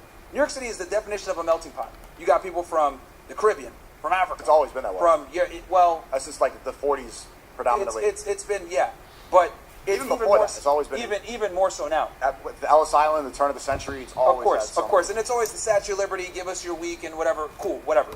But the point I'm trying to make is like New York City is a perfect example of like why this multiculturalism, mass multiculturalism, doesn't work a lot of the time. I think New York City is a failed city. It's really safe. This is the least amount of crime we've had in a while. Bro, this summer. Okay, that's fine. But how is it a failed city? It's a great city. It's a failed city, bro. But based on what? I think it's a failed city. Crime metrics, dirtiness, cost of living has been going through the roof as decades pass. New York City is a failed city, bro. And I think. So when was New York City? And if it were not for its historic and. See, trend the topic. See, y'all. I can respect y'all's opinion. You said everyone belongs to the earth, and there you're gonna end up no one owns nothing. I can respect y'all's opinion, even though I disagree. You know what I'm saying? Because you have inheritance, you got things that are passed down, you got countries with borders. You know, I think that no one owns nothing shit is that one world government shit. I think that that's the 15-minute cities. Own nothing, be happy. Eventually you'll be drinking cockroach milk or eating bugs. You know, I don't know. I respect y'all's opinion, but I just have to disagree. I feel like that's a really fast way to this one world government. Own nothing, be happy. Just fuck it. Let the government own everything. You know what I'm saying? Fuck private property. You can't shoot no one on your damn property, because guess what? It's not yours. It's not private property. You were on federal property when you blew that man down that tried to come in your house and do whatever to your family. Fuck no. You know, premier position as a major city in the United States, it would be degraded. And I know my example was extreme. I know it was. Even further. So when was New York not failed? In the 70s, there were prostitutes all over Times Square. Drugs were worse. Crime was worse. Giuliani did, fix a lot of that stuff. Giuliani did fix a lot. The 90s was actually the most. 1990 was the most murders. Okay, the mafia was running it in the 50s. Oh, it was it was failed then. I think it was better than it is now. Okay. I think it was better than, because here's the thing, right? So here's the difference. Was running things and they were involved in crime or whatever. They were killing each other, right? They were like killing each other, like other made guys. Hey, you have a problem with this family, whatever. Yeah, the violence sucked and everything else like that. But it isn't like now. Like now, it's worse because you're like getting. Well, the 70s was the worst decade, by the way, for crime. But I think New York City has gotten worse as it's become more and more of a Bro, mass immigration in itself creates a lot of problems. Yeah, so I think, and New York City is like a beautiful personification of that. Yeah, but that it's mass I don't immigration know. creates problems. People say that and then they go visit New York. And So like us having this majority of guests has actually created a lot of problems for us because now everyone's like me and you. Okay, so learn English language, like assimilate to the culture, should the guests respect the culture. Should the American guests, like, who should be deported? Learn the American culture, assimilate to the American culture, and just call all black people niggas. That's what goes on, man. I just gotta say it, chat. They come, they appropriate black American culture, and I'm probably a little upset because I got into it with another Haitian dude on the other app the other day, and the first thing he wanna call me is nigga with the hard ER. It's like, bro, you got on Jordans and a fucking Supreme box logo tee, and you wanna call me a nigga? Like what? Like, let's be real here. They're here illegally. People that are here illegally. Okay. And what about the people in Dearborn playing, the Adon? Deported? If they're here illegally, yeah. Here illegally, yeah. Okay. But my thing is, like, I don't think it's fair to the other residents of Dearborn to play the Adon multiple times a day just because you enjoy a slight majority. It's only like 50-60% Muslim majority there. And, well, excuse me, let me rephrase. It's 50-60% Arabs and people from North Africa, which you can assume 90% of them are going to be Muslim, so you can assume that it's a slight majority. I don't think it's fair to the other 40% in the United States that they have to deal with listening to the Adhan 5 times a day. Yeah. I don't think that's fair. Yeah, I mean, just to go back to because I truly don't think America is a Muslim country, and we don't have the numbers to even represent. Shit, if you asking me, the darking, no. Do we consider blacks outside the U.S. the same as no? See, we identify in other ways. You know what I'm saying? Like when we talk about the Nigerian Christians that are being murdered, like we identify with them. Like, well, I do on a Christian level. Like, yeah, they black, but they're not black American. It's different. You know what I'm saying? It's like, I don't know, Chad. You know what I'm saying? I don't know. You know what I'm saying? It's like, it's just different, bro. It's just different, man. It's also not a Christian. It's not a Christian country. It's just not. I think it's a Christian country, and we can disagree there. But it's not in the Constitution. You don't have to say it to become a citizen. I don't think it's like what Castanet. When Castanet ran around saying like, you're not Trinidadian, you're not Jamaican, you're just black. You know what I'm saying? Like, that's how they feel about us. Like, they feel like we have no culture. Not all of them, but some of them feel like we have no culture. We ain't got shit, you know what I'm saying? All it is this. But then when they come to America, they assimilate, like he was saying, the American culture. And it just so happens that they have a skin tone that resembles ours. So a lot of them assimilate to black American culture. They wear the Jordans, they wear, you know what I'm saying, the what do you call that, the hype beast clothing, do-rags and shit, and they'll turn around and call you the hard ER in the next breath. Let's just be real. Declare it. There's freedom of religion and so, like, that's the if you're actually going to talk about what it means to be an American, if you look at the amendments and you look at the rights that we have, it has nothing to do with being a Christian. Again, just because it's not in the Constitution, so to speak, right? Or maybe even the Bill of Rights or whatever, does or not any mean, of the and they probably did that on purpose. Paperwork. And they probably did that on purpose, right? To not declare it as a Christian, yeah. as a single religion's country. The whole reason they did that. So I'm going to follow what the founding fathers said. Yeah, but here's the thing. America does have an identity, whether people want to accept it or not. And this is where we can have the disagreement. What's the identity? The American identity is a majority white country, Christian nation. That is the American identity, unfortunately. And I'll give you an example of this. If you go to Japan or China or whatever, and you envision an American, what are they going to envision, right? Now, at least now. They're going to envision, or at least historically, before the mass immigration, a Caucasian individual eating a hamburger that's fat. That's what they think of Americans. Hillbilly, whatever the fuck it may be. Okay, that's what people think of. That's and that is the identity of America. That's what it is. A fat hillbilly, but not a. I'm saying this. Yeah, I'm gonna keep it real, Chad. Poetic King said if white people acting black are called wiggers, what do they call Mexicans acting black? I seen a post on X, they call them Negro con queso. That's what they was calling them on X. They still call niggas just niggas con queso. Stereotype. That's how they would stereotype. But like they would envision a Caucasian American with an American accent, whatever. Like if you're trying to have the American what I want to use here, like emblem, right? Like if you went to a country and you say you need someone to like be able to identify something, right, off without saying a word, what would you use? You would use a white person with some jorts, a cowboy hat, right? Maybe an American flag, and be like, okay, what is this person? An American, right? That's what they would think, right? Versus if they gave me and you, it would be harder for them because they would be like, I don't know. We'd maybe have to speak English. These are things they'd have to like figure out. They'd have to. Did he just say some Jordans? See, he said some Jordans, right? He said the white boy with some Jordans. Right, that's what they would think, right? Versus if they gave me and you, it would be harder for them to be able to identify something, right, off without saying a word. What would you use? You would use a white person with some jorts, a cowboy hat. Oh, jorts. Right? Jorts. An American flag. Some jean like, shorts. Okay, what is this person? An American. Right, that's what they would think, right? Versus if they gave me and you, it would be harder for them because they would be like, I don't know. We'd maybe have to speak English. These are things they'd have to like figure out. They'd have to figure out that we're American. But if you're saying, if your life depended on it, right? If let's say you played a game, right? Depended on it, and you needed the person to guess what you're trying to convey, or else you died. And what you needed to convey was an American. What would you draw? You would draw a white individual with some fucking overalls, cowboy hat, a fucking piece of wheat in their teeth, right? Maybe chewing some tobacco, maybe a little overweight, eating a hamburger, right? And an American flag. Because if your life depended on it, that's what you would use. You would not use me. You would not use you. You would not use a Muslim. Even though these people can all be Americans. But there is a stereotypical image of what an American is. Now, let's be honest. That is changing because of mass immigration or whatever.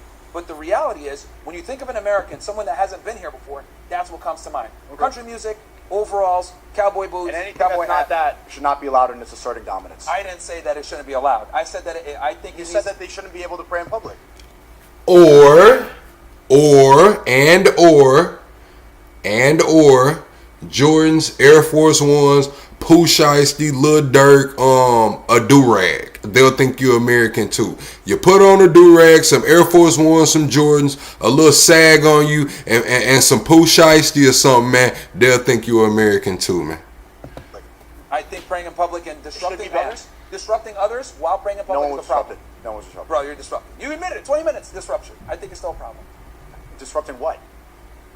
What does that mean? People what does that mean? People want to go to Times Square, bro. They were Times Square wasn't closed. I agree that you shouldn't be able to like shut down streets. Yeah. If like whenever you want. Just so you know, my haters, that's what they're arguing with. It's like we should be able to shut down streets and do what we want to do. But that's not what we did. You said that's what not you. But like no, but you said that's what people in Times Square. That's not what happened. The street was still open. Okay, there's been the people that were gathered there. Okay, but it's just. And here's the other thing too.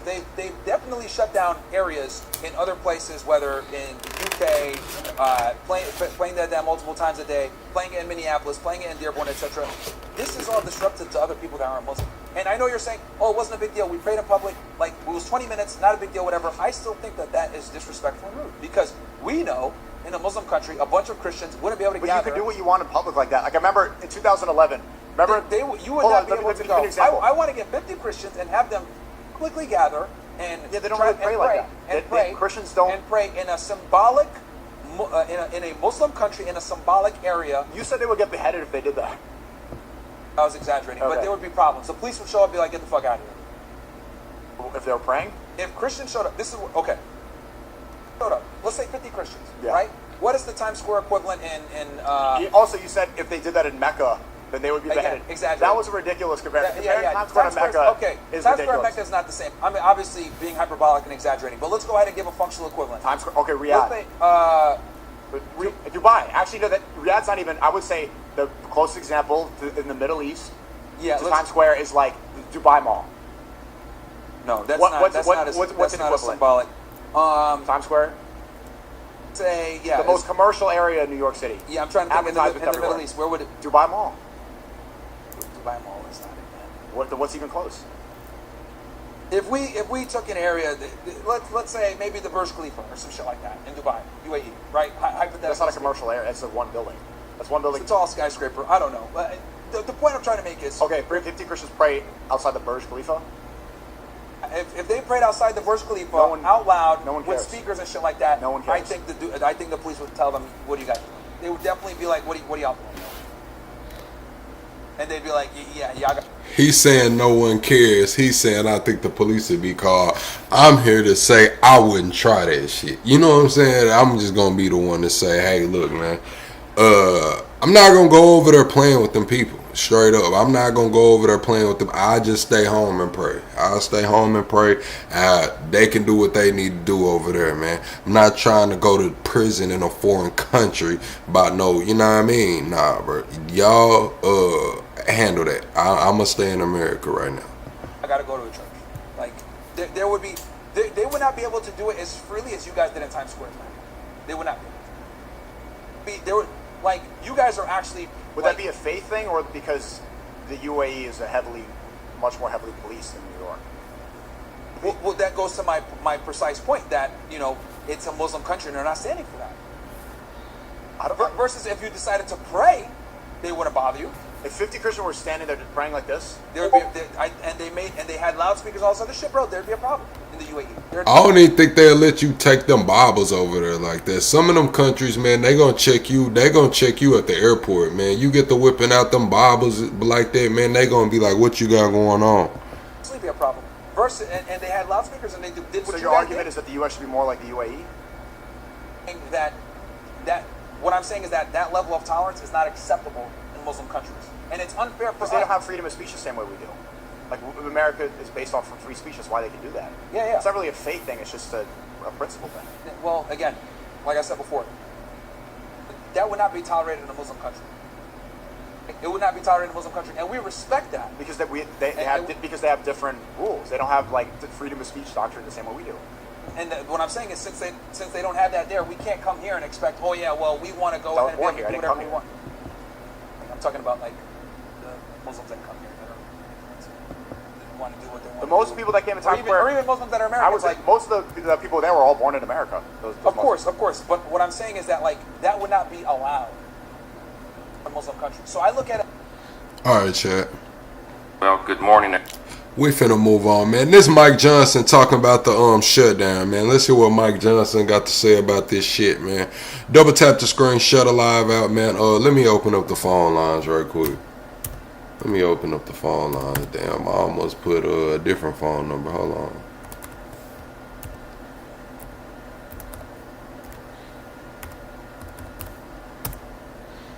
Let me pin the phone number, man. All right, check. Everybody, thank you for being here at the Capitol this morning on a holiday, no less. This is certainly a big day in world history, and once again, we see a split screen.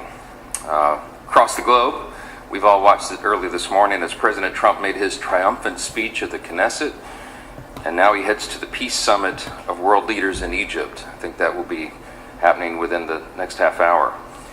Thanks to President Trump, today marks the historic dawn of a new Middle East, as well as the return of the official celebration of Columbus Day, which marked the dawn of a new era for all the world when Christopher Columbus, of course, arrived in the Americas, and as President Trump summarized, quote, paved the way for the ultimate triumph of Western civilization. Hey, can we give Mike Johnson some credit, man, for saying Christopher Columbus arrived in the Americas and not trying to force feed us that shit like he discovered it? At least he didn't say he discovered it. At least he said he arrived, which he did. He arrived at this motherfucker. He did not discover it, but he arrived. Less than 3 centuries later, on July 4th of 1776. For good reason, today is observed as a national holiday in many countries of the Americas and elsewhere. And of course, it's a federal holiday here. With regard to the history that's been made today, I just wanted to say that what we marked today and the reason there was such rousing applause. Hey, morning, Plug. What it do, Dorsey? What going on? I got to turn down the show, man. Okay. What happened, man? The little Fuji dude called you a nigga. What? I mean, it was a Haitian. He was Haitian. It was a Haitian. That's a Fuji. You Man, know. Listen, I don't know. I'm not trying to call nobody derogatory terms, but he called me a nigga. Oh, don't worry about it. I'll do that for you. No problem. Yeah, don't get a shadow band out here calling folks out their name. They're Fuji. I don't know what that means. Yeah. No, it's short for refugee. Oh. So take the ref, and then you got Fuji. Right? Okay. Anyway, I'm kind of upset with that Destiny chick, right? That's a dude. I knew it. I said, that don't look like no Destiny. That look like a Dusty. You understand? The girl had a different name. The girl they was showing was a different name. Destiny is the dude. His name's Steven something is his name. Oh, okay. Well, he don't look like no damn Destiny. That nigga looks dusty. Okay. Got no future at all. His shit is obscure. But yeah. But anyway. But yeah, I really don't put too much into his little theory and so forth. You know what I'm saying? They could have been doing like a security check or something, you know, for his upcoming event. Don't necessarily mean that everybody is in on a conspiracy just because people happen to you gonna have to speak up. Oh, can you hear me now? Yeah. Can you hear me now? Yeah. Okay, just doing a Verizon commercial. Anyway, but like I said, you know, people Google shit all the time just on whim. So they Google all 7 of the damn surgeons in the same hospital Charlie Kirk was transported to from an Israeli IP address a month before Charlie Kirk's assassination. Also, they Googled the damn plane that was flying crazy around at the time, the exact plane tail number from Israeli IP. They also Googled the medical examiner. They also Googled the hospital. All of this shit, you mean they just doing all of this shit a month prior for no reason, Doris? I mean, shit does happen all the time. I'm just asking, you know, it could be just random. Or it could be somebody that's not even from over there and they just round their IP through there. You know, it could be that. Yeah, that VPN. Yeah. VPN, yeah. So somebody could have just been doing that, set everything up to look like it's coming from that one. You know, my whole thing is Charlie Kirk, I mean, he's immortal now, right? His name is always going to be, he up there with the big boys now, right? You know, his name is up there with what? Abraham Lincoln, JFK, Julius Caesar, you know, the niggas who got assassinated. So he's immortal now. So I think that's what he always wanted, to have the fame, so he got his name going to live on forever until the United States collapse, one of the two. Now, what you think about Trump? Trump giving the money to the military. See, last night, you got all into that damn, that voodoo shit, the witchcraft shit. The Masons. Yeah, with the Masons and stuff, and oh boy, was everywhere with that shit. He had it on the Mormons was thrown into the mix. Everybody was thrown into the mix with him last night. And he said he had his lucky draws, right? His satanic draws that brought him good luck. He had to take them off in order to talk to God. Ain't that what he said last night? Yeah, but we on another episode. Okay, we on an episode. You wasn't taking phone calls last night. I know. I wanted to go to bed.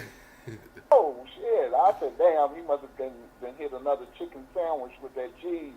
That shit put his ass into a coma every time. But then I realized that you're playing Papa Daddy today, so how's the kids doing?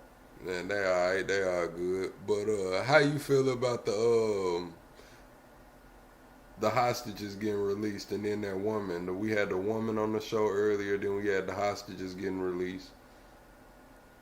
Well, Well, I mean that's a good thing. You know, they should have been released some hostages. A lot of people's lives could have been spared. Trump over there talking.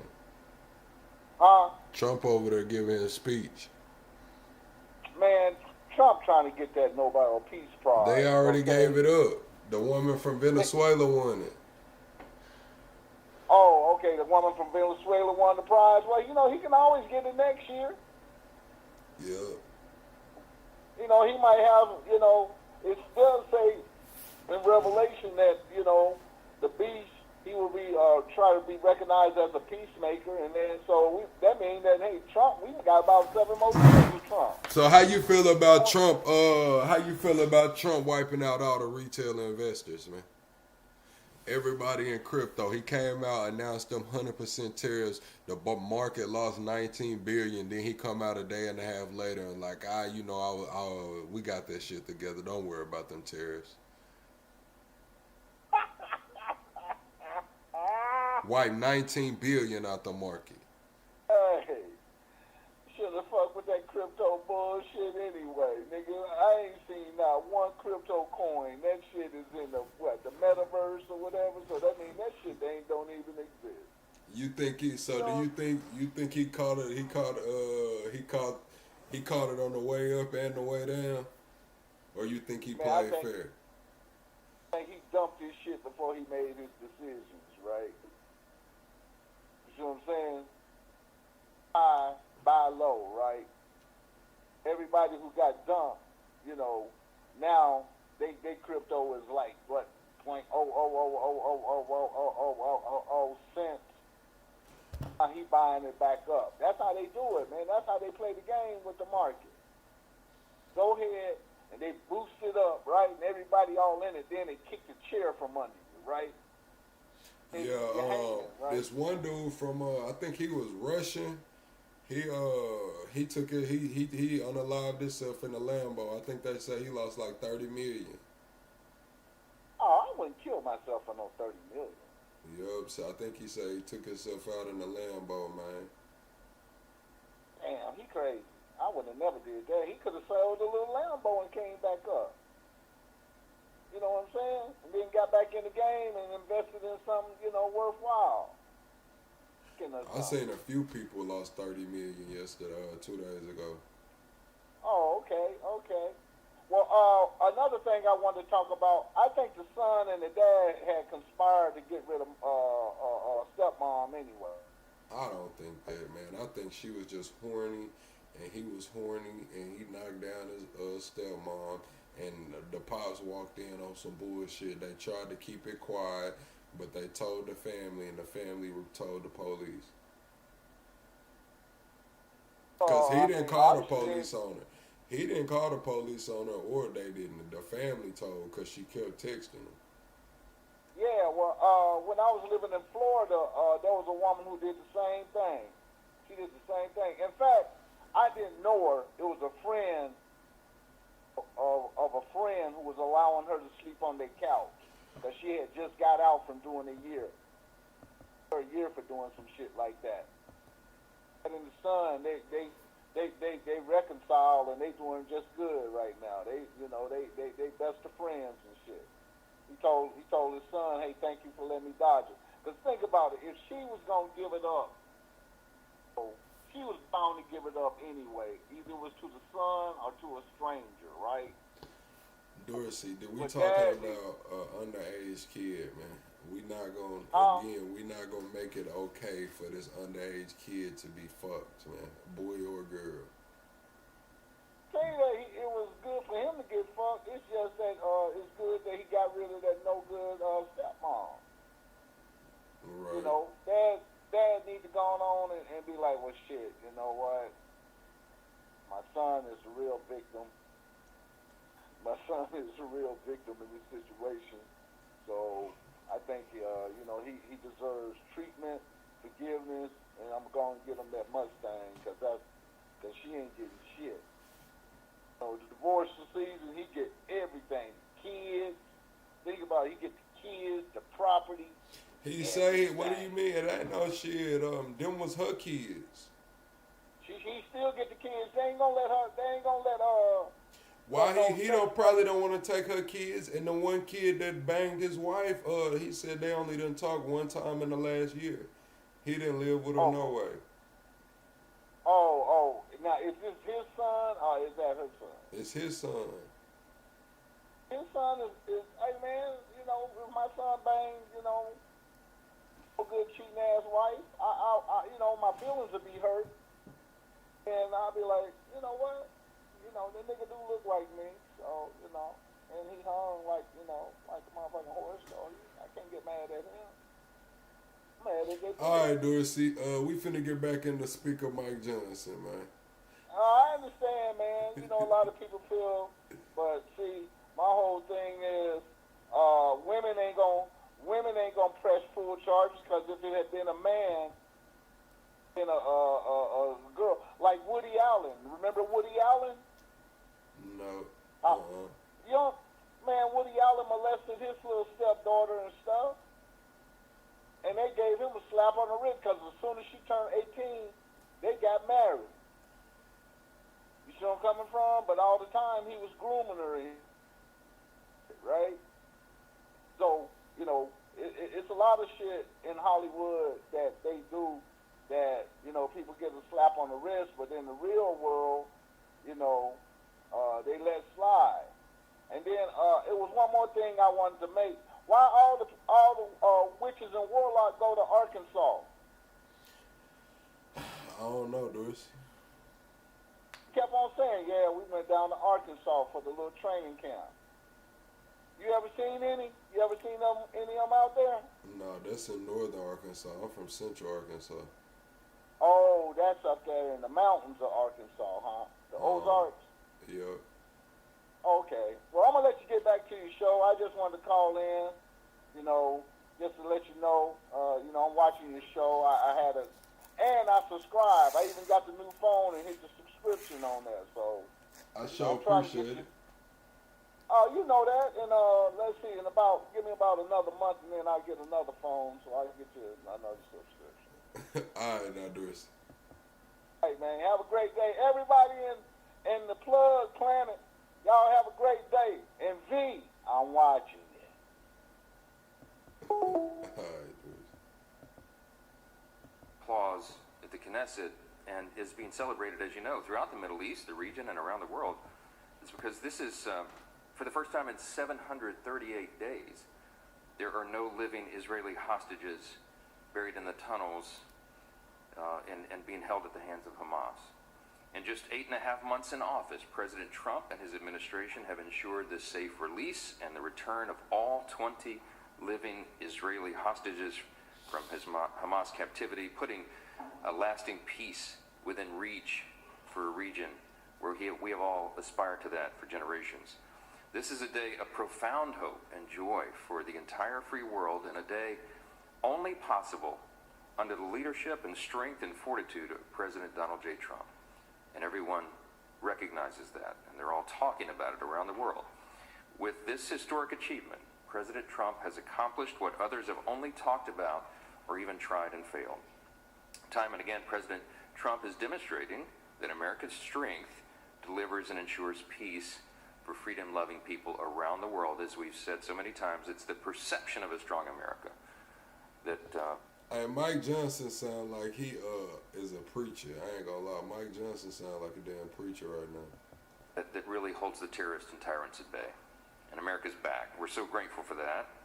So as everyone here and around the world are celebrating all this incredibly good news, yet again we have a split screen. And on the other side, there's currently ongoing bad news here because of the costly political games that are being played by Democrats here in Congress. We're now on day 13 of the Democrats' Schumer shutdown. This marks the third week that Democrats have blocked paychecks to our troops. They've blocked pay for 2.2 million federal workers, and they held critical services that the American people rely upon in limbo. At least they've tried to block those checks.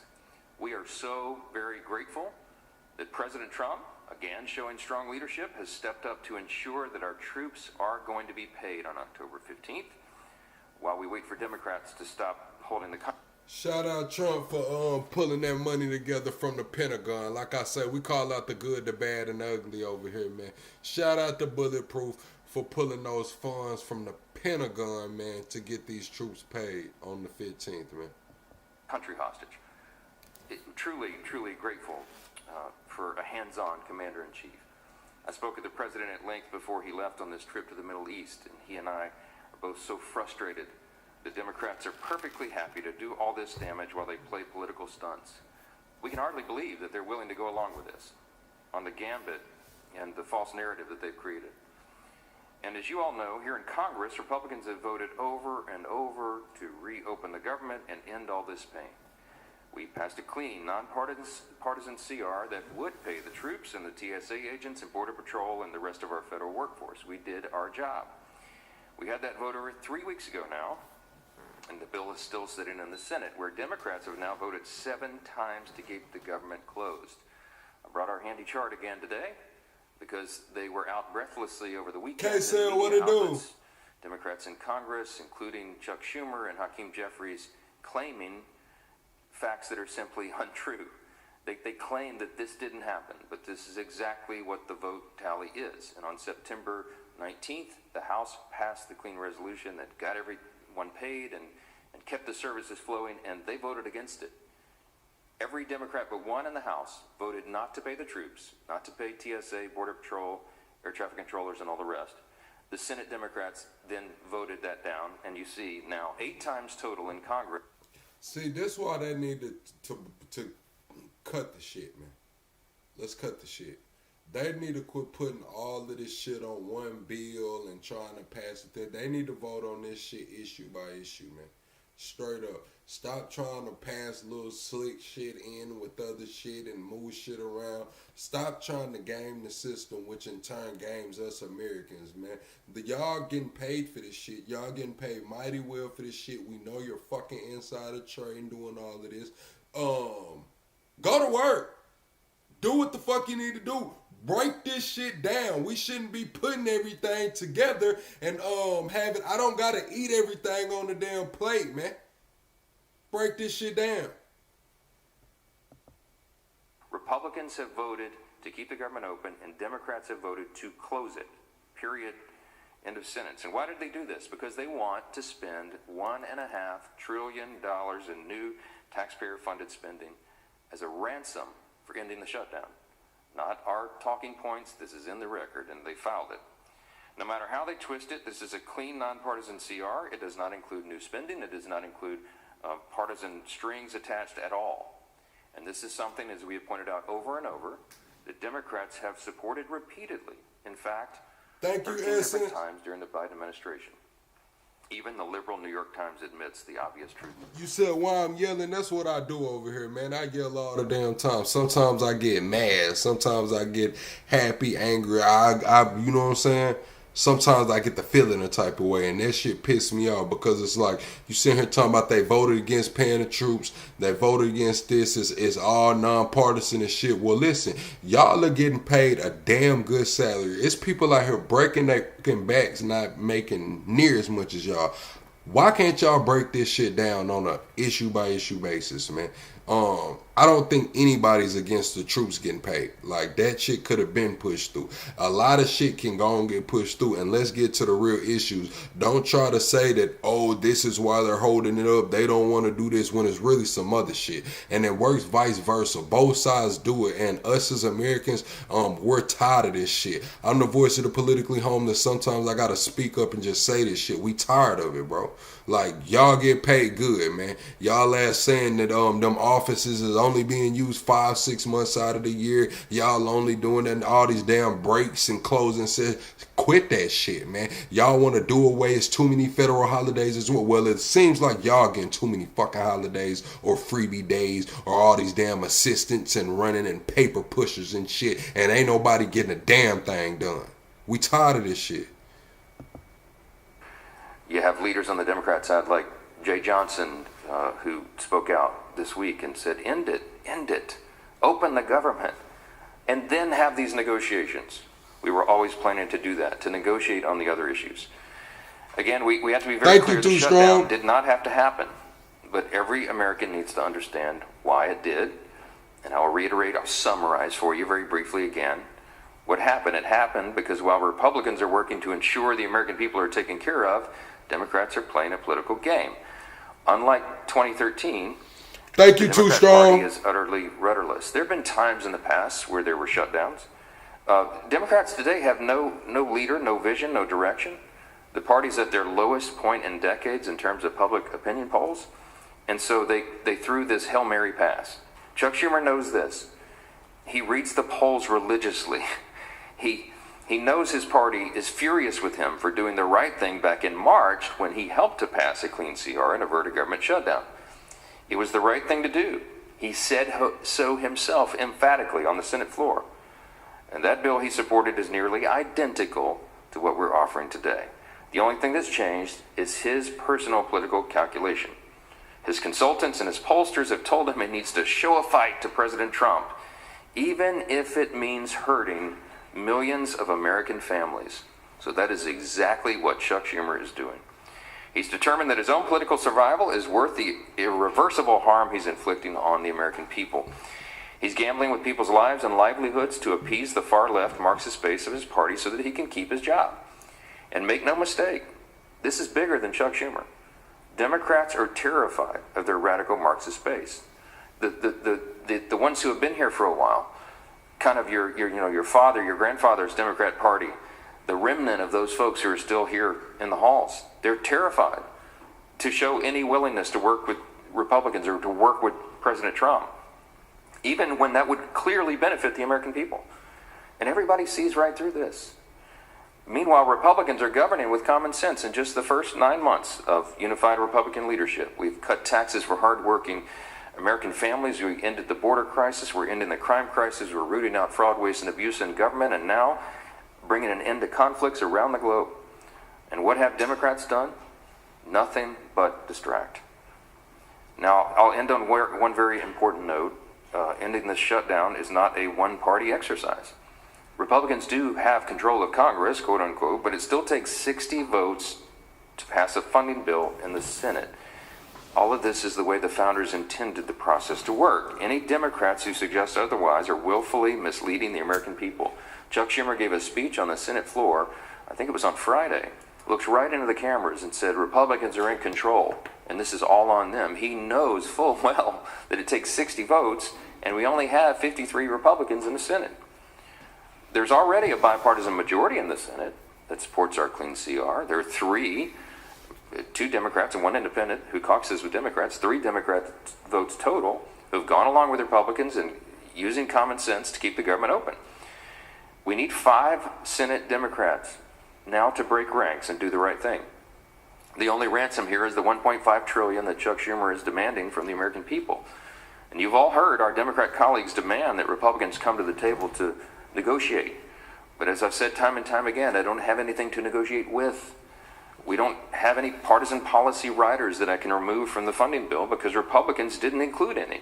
It is a truly clean, nonpartisan short-term CR. They don't really want a negotiation. It's just a talking point. They're not interested in negotiation. Again, look at their counter proposal. $1.5 trillion in new spending, $200 billion to use hard-earned taxpayer dollars to fund health care and other benefits for illegal aliens and non-citizens, and they want to give $500 million to liberal news outlets, to the Corporation for Public Broadcasting, while cutting $50 billion from rural hospitals. These are not serious measures. They're not serious counter-proposals, and they know that. They know they can't tell voters. The Senate Democrats cannot tell voters that they're willing to hold hostage funding for the nutrition of women, infants, and children in exchange for restoring health care to illegal aliens. So they want to do this behind closed doors.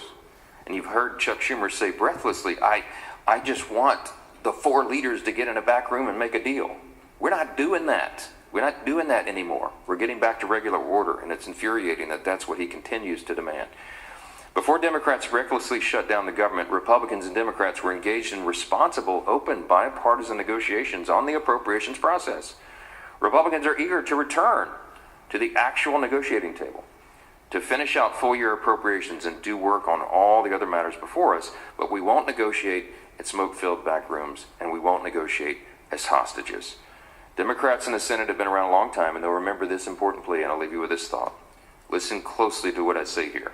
Quote, there's only one way out of this reckless and damaging shutdown. Pass a budget that funds our government with no partisan strings attached. The American people don't get to demand ransom in exchange for doing their job. Neither does Congress. They don't get to hold our democracy or our economy hostage over a settled law. That's not how our democracy is supposed to work. That's why I won't pay a ransom in exchange for reopening the government. I'll always work with anyone of either party on ways to grow this economy, create new jobs, and get our fiscal house in order for the long haul, but not under the shadow of these threats, unquote. What I just read was a direct quote. Those are not my words. They belong to President Barack Obama. He was speaking there in 2013 when our government was shut down for 16 days. This would be the third longest government shutdown in American history. That one would be. And my friends, if Democrats keep up their obstruction here today, this is where we're going to be headed. We're barreling toward one of the longest shutdowns in American history unless Democrats drop their partisan demands and pass a clean, no strings. Hey, Trump already fired a whole bunch of people, too. Trump fired a bunch of people so far. Look, chat, we 17 subscribers away from the next sub goal. Can we get 17 subs, man? Double tap the screen, shut the live out. Attach budget to reopen the government and pay our federal workers. I want every American to hear this clearly. What Barack Obama demanded then is exactly what Republicans are saying now. We will not allow the American people to be taken hostage over partisan demands. Democrats cheered on Barack Obama back then, and now they've flipped their entire position out of pure politics. It's now time for them to take their favorite president's advice. Do what he said was right. Pass the clean, no strings attached bill and reopen the government. We're on duty here, and we can return quickly to legislative session as soon as you turn the lights back on, Chuck Schumer, and end this unnecessary hardship for the American people. Before I take your questions, I just want to give one word of thanks to the Capitol workers who are here today helping out even as they work without pay. There's a lot of dedicated folks who keep these engines running even when the Democrats are trying to turn them off. It means so much to us, and I want to thank you for your service to the institution, and I'll take a few questions. Yes, sir. Thank you. Speaking of President Obama, you've been very critical in recent days of Obamacare, and some of your members have called for repealing it. Do you support repealing Obamacare, and what's your health care plan? We worked on repealing and replacing Obamacare back in 2017. I still have PTSD from the experience. You remember that John McCain famously did the thumbs down, and effectively by a one-vote margin, the whole effort was defeated. It's a great frustration of mine, and has always been of President Trump's. And we know that American healthcare needs dramatic reform. Let's just state it simply. Obamacare failed the American people. It was promised to be... That's the thing, Chad. The thing that I don't get is when it comes from the right, the GOP. Listen, they talk about Obamacare and how horrible it was, and I get it. But that's all we hear. Why don't we ever hear their solution? Where's the solution? What's the better path forward? I'm cool. Like, you say Obamacare sucks. All right, cool. What's the better path forward? We never hear the better path forward. All we hear is how bad Obamacare was. Why? Why is that? You pronounce my name Plugsation. It's Plugsation. I'm Plug. This is the Plugsation channel, and I got Plug Sack merchandise. They used to call me Plug Sack in the hood, you know what I'm saying? Plug Sack, you know what I'm saying? But I came to YouTube and I let the chat decide what the name of the channel was going to be. It was either going to be Plugsation or Plugsackian. Y'all can go to my early storytime videos and see that. They chose Plugsation, so this is the Plugsation channel. I'm Plug. A great success to make healthcare more affordable. It's done exactly the opposite. And it has been pointed out by everyone that since Obamacare was created in 2010, premiums, the cost of healthcare, have risen exponentially. It's skyrocketed to the point where it's no longer affordable for so many Americans. And the access to care has been reduced, and the quality of care in some regions of the country has been reduced. We have to reverse all of that, and we have plans to do it. The Republican Party is the party that has the plans to fix it. Can we completely repeal and replace Obamacare? Many of us are skeptical about that now because the roots are so deep. It was really sinister the way, in my view, the way it was created. I believe Obamacare was created to implode upon itself, to collapse upon itself. I think the people who drafted that, the architects of it, knew that it would not be sustainable because their objective was ultimately a single-payer system. They wanted full government control of healthcare.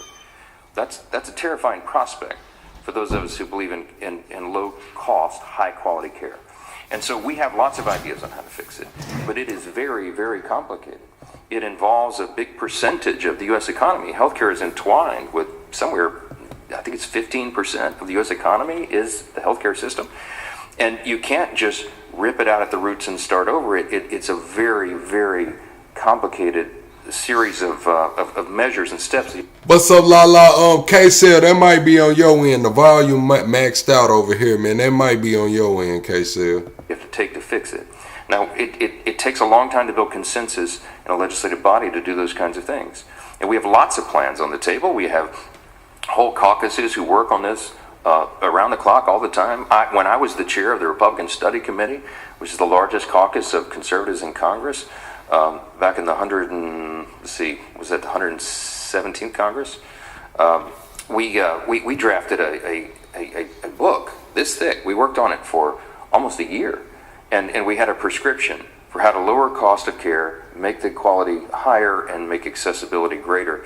And so we have formulated all these ideas, but we've got to build a consensus to do that, and we were in the process of that. This year alone, Republicans demonstrated this. So he's saying that they don't got a solution. They just trying to get Obamacare out of there, and they don't have a solution yet. That's what I just got from that. There is no damn solution. Not talking points. We did it. We put the Medicare reforms in the One Big Beautiful Bill, many of them. And what that did, don't take our word for it, look at the analysis of the CBO, Congressional Budget Office, that came out August 25th. And they said it will have the desired effect of reducing waste and abuse in that program that was full of waste and abuse in Medicaid. Which appreciate that, Darky. For people who needed it the most, which is the elderly, disabled, and young pregnant women example. Y'all have heard me explain this over and over. But we took all these millions of ineligible recipients off of Medicaid. That's going to be the effect of the One Big Beautiful Bill, the Working Families Tax Cut, and it's going to reduce the cost. It'll save $185 billion is the estimate of the CBO, just for those initial reforms. So it's a long answer to a simple question. We have to fix healthcare in America, and we have ideas to do it. But we have to have government open and operating to do that. I cannot snap my fingers and go in a back room with Chuck Schumer and say, oh, here's the magic fix for it. It's not how it's going to work. The COVID era Obamacare subsidy that they're all talking about is supposedly the issue of the day. It doesn't expire until the end of December. And by the way, it is the Democrats who created that subsidy who put the expiration date on it. They did it all on their own. Republicans weren't involved in that at all. They put an end date on it because they knew that it was supposed to be related to COVID. And it's become a boondoggle. It's a subsidy for insurance companies. When you subsidize the healthcare system and you pay insurance companies more, the prices are increase. That's been the problem. So if indeed the subsidy is going to be continued, it needs real reform. But there's a lot of ideas on the table to do that. Probably 100 different ideas on how to fix it, but we can't do that overnight. That requires the month of October and probably part... Mike Johnson, we don't need 100 ideas to fix the shit. That lets us know that y'all haven't got on the back end and streamlined this shit. Like, come on, man, 100 different ideas. That lets me know you don't know what the fuck going on, bro. Like, what? Maybe 5, maybe 4 or 3, man. Like, you got 100 ideas. Nobody's went and done a fucking Venn diagram or a PowerPoint or nothing. 100. Well, fuck it. Let's just put all the sticky notes on the wall and throw a damn dart, and that's where we're gonna take the country. Fuck it. Part of November to get the consensus built around that. So it is impossible. It is impossible, and it is inappropriate for Democrats to demand what they know what they're saying isn't true, to demand that should be part of the negotiation today for a simple continuing resolution. And all of you know that. You're here in the building. You know how this works. You know how complicated this is. That is not a deliverable, and they know it. They chose that issue because they thought it would sell well in the public and it would show that they're fighting Trump. Thank you, Too Strong. Big facade. I'm so frustrated by it. Yes, ma'am. I'm frustrated by that shit you just said, bro. Like 100.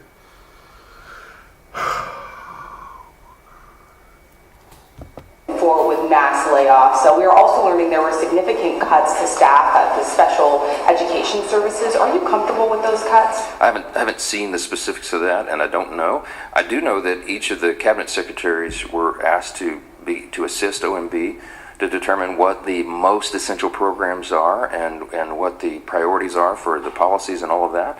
And I've been so busy on all this, I've not had a chance to dig into the details of each division and how it's happened. I know that HHS, for example, has cut some programs, but they were effectively all agencies in a triage situation. Because remember, Chuck Schumer and the Democrats turned off the funding for all these things that everybody cares about. And so the executive branch, the Office of Management and Budget, has to determine what are the most efficient and effective programs. It's a difficult task. It's not one that they relish. They don't want to do it. Listen to the president's own words and Russ Vought's own words and everybody who's involved. They want the government to be opened. They're begging Chuck Schumer and the Democrats. That's how to make all this stop. They want this to end immediately, and they want it. That's what I'm saying. The subsidies, I'm not denying the subsidies making the prices of medications and everything go up. What I'm saying is that you want to do away with Obamacare. Fine. What's the best path forward? And you tell me that there's 100 options on the table. That's not what we need to hear as American people. That lets us know that you have not refined your search enough. You have not thought this shit through. You're trying to just go off a damn whim. Like you're trying to make permanent decisions to these people's lives in a short ass time frame. You said y'all have been working on this shit since 2017 and it got shot down. Why is there still 100 options? Nobody could narrow this shit down to 5, 4, maybe 3. You know what I'm saying? Like, hey, we can do this, or this. These are the best paths forward. We had 100 different options, and we came to these 3 being the best because of this reason here. This will make it to where the medicine prices will go down. This will make it to where we'll still be able to do. Like, why the fuck are there 100 options? That lets me know that somebody was sleeping on the damn job. Somebody don't really care because it doesn't affect them. And before it started. And so again, Republicans are voting and advocating for an open government, and Democrats are doing the opposite. They are the ones keeping the government closed and bringing an end to these services and personnel and policies. That's just a simple fact. Yes, ma'am. At the end of this week, it will have been a month since the House has been out. Why are you keeping the House out if you have a lot of other work to do? Are you saying that you can't work on appropriations and other things while the government is shut down? And what do you say to Republicans in your own conference who are critical of the strategy of keeping the House out? I've heard a criticism from I think 3 members on our conference call, and since our conference calls leak and they're always spun.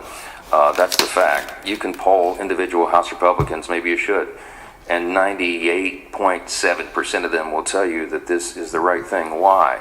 It's what you just said is the opposite of what I've said. We are working on appropriations. That work has been done in earnest. The next package of bills is being prepared. Appropriators are talking not just Republicans and Democrats, but across the aisle on that. And we can move all that forward. Right now, the House Republicans, I don't know what the Democrats are doing, but the House Republicans have been very busy. They're doing some of their best work in the district, helping their constituents navigate this crisis that's been created by Chuck Schumer and the Democrats. The Schumer shutdown, it causes real pain for real people, veterans, the elderly, people who rely upon these services, our rural hospitals that have been struggling. Our members are out helping them to access the Rural Hospital Fund that we created and that the president signed into law on July 4th, that no Democrats assisted on. Chuck Schumer wants to take those funds away. They're trying to make sure that the rural hospitals can access them because they know that this effort is underway. And so our members are doing very productive work. We're in constant communication with them. And we are ready to come back and continue the work in our committees and everything on the House floor. We will return to legislative session as soon as the Democrats come to their senses and open the government. That is a necessity so that the work can continue and the members of Congress can do their jobs. And that's what we will do. That's our commitment. It always has been. This has to stop. Marjorie Taylor Greene, thank you very much for doing this. I really appreciate it. I was just telling you, a very diverse group of people in my phone text me every week and say, did you see what Marjorie Taylor Greene said? These are people that are Democrats, Republicans, people that are socialists, people that are more, cultural conservatives. Your message is resonating with a lot of science and tech news. Yeah, Benzo. I was gonna talk about it earlier. I kind of forgot, but they're saying that Japan is running trials to regrow adult teeth. They're saying Japan is running trials to be able to regrow missing or lost teeth. So you won't have to get dentures or veneers anymore. They'll just regrow your tooth. Or teeth. So that was the science tech news that I wanted to talk about. I forgot to bring that up though. We'll look into that in a little bit.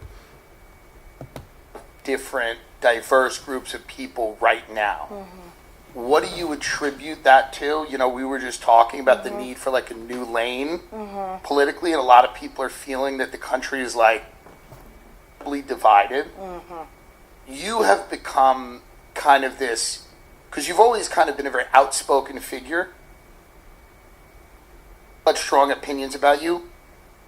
Find now things you're saying are resonating with so many different types of people, including liberals. You know, I've basically been observing the same thing. It's based on the phone calls that are coming in my office. It's in my social media comments. People that reach out to me, I'm also experiencing that same thing. Been doing is being just completely honest in my statements. And I'm 51 years old, and I'm a mom. I've got my 3 Let me see if I can find it.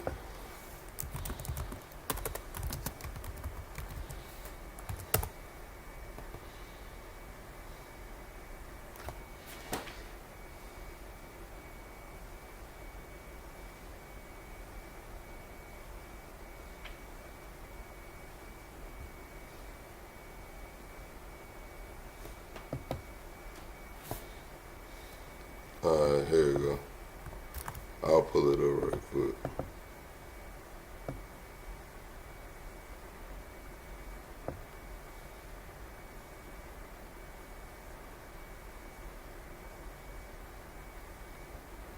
All right, here.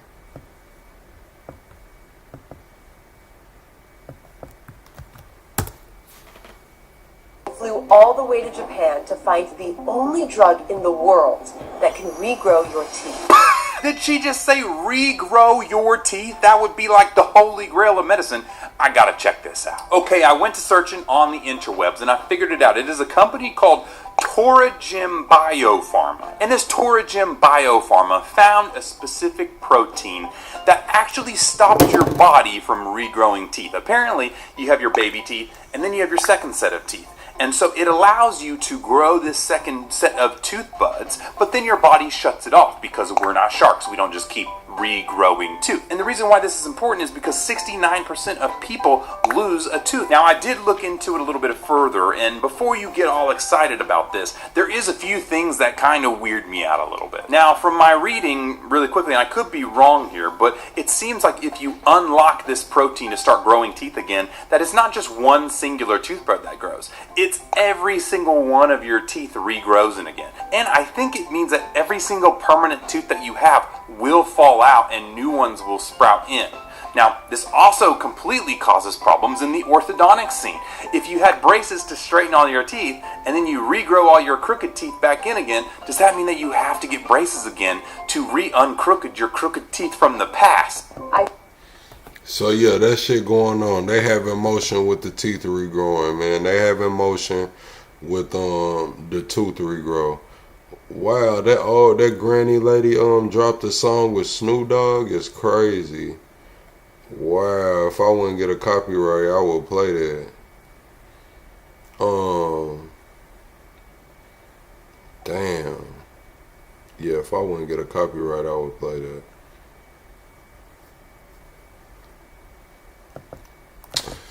But yeah, chat. That was kind of crazy. Where y'all at? Alright. What it do, Leo? But yeah, chat, we finna get up out of here, man. We had a nice show. We'll come back in the afternoon, you know what I'm saying? Probably a little bit earlier this week. Y'all wanna see the granny video, man? Hopefully they don't copyright me for it. This that one granny that had went viral, man. She was rapping. She got Snoop Dogg on her damn video. Y'all don't. She went viral like a year or two ago. Let's see if I can speed it up. Maybe I can play it sped up. And that's the sleep timer. Playback speed. Let's play it sped up.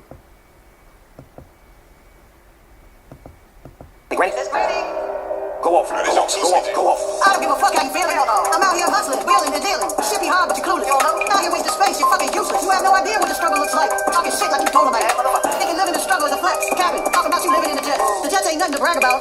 Trying to work hard to get the fuck out. Tired of looking at all these thugs, all these people acting like they thugs. People out here wanna be thugs, till their ass get hit with a slug. Face on the ground, laying in blood. Now you're a snitch rapping on the plug. All I see is a fake ass flex. You gon' have nothing. Hell no, chat. I know it's sped up, but hell no. She talking crazy. Double tap the screen, man. Look, we 14 subscribers away from the next sub goal, man. Snoop Dogg that got a feature on this shit is crazy work, chat. Ain't no way, bruh. But a lot of regret. You playing the stats with your pockets thin, flexing on the gram, trying to fit in. Hey, you called for Uber? Yeah, I did. I'm hollering back at y'all. Hey, how you doing? How are you? I'm all right. Why you look so familiar, though? I'm familiar to you? Yeah, you do. What's your name? Your favorite granny? That's you that be rapping on Instagram? Yep. I'll fuck with you. Thank you. You wanna hear something? If you got something, we at my studio right now. We can just park this motherfucker going in and do something right now. You down to do that? I swear to God. I'm the realest. Let's go. Fuck that. Park this bitch. Fuck that. Hey, cuz, this the motherfucking granny from Instagram. Real talk, granny. Let me help you out, sis. Life's a bitch. Get rich and they all switch. Precautionary tale. We flex and retail. Cuz just bust so what he will tell. I just seen the top of the Hell nah, chat. This is crazy, bruh. But yeah, that's her, man. It's called Your Fave Granny, man. It's called Your Fave Granny, man. That shit is wild, bruh. Shout out to Your Fave Granny, bruh. 2025 is crazy, man. She got some chains on, man. The chokers and shit. She tatted. She got the pixie cut, the dyed pink, man. Yeah. Look at her, man. Grady looked like she was whooping ass too, man. They look like, man, you jump around on her couch, man, and you will come in the crib with them shoes on. She definitely gonna whoop some ass, man. She kept a switch or two in the spot. All the kids had to drink Kool-Aid. Wasn't no Capri Suns over there, man. Straight Kool-Aid. But she gonna make the Kool-Aid that she boils on the pot. She'll boil the water, then make the Kool-Aid. Yeah, Granny wasn't bullshit, man. Look, bro. Granny wasn't bullshit. Alright, chat. We finna get up out of here, man. We'll be back later, man. I think I'm finna go to the Discord and watch a movie. Miles dropped the Discord. We finna go to the Discord and watch a movie. We gonna pick a movie to watch, man. Chill out. Miles dropped the Discord, man. We'll be back later. Double tap the screen, shut a live out, man. Oh, man, that's crazy, Granny.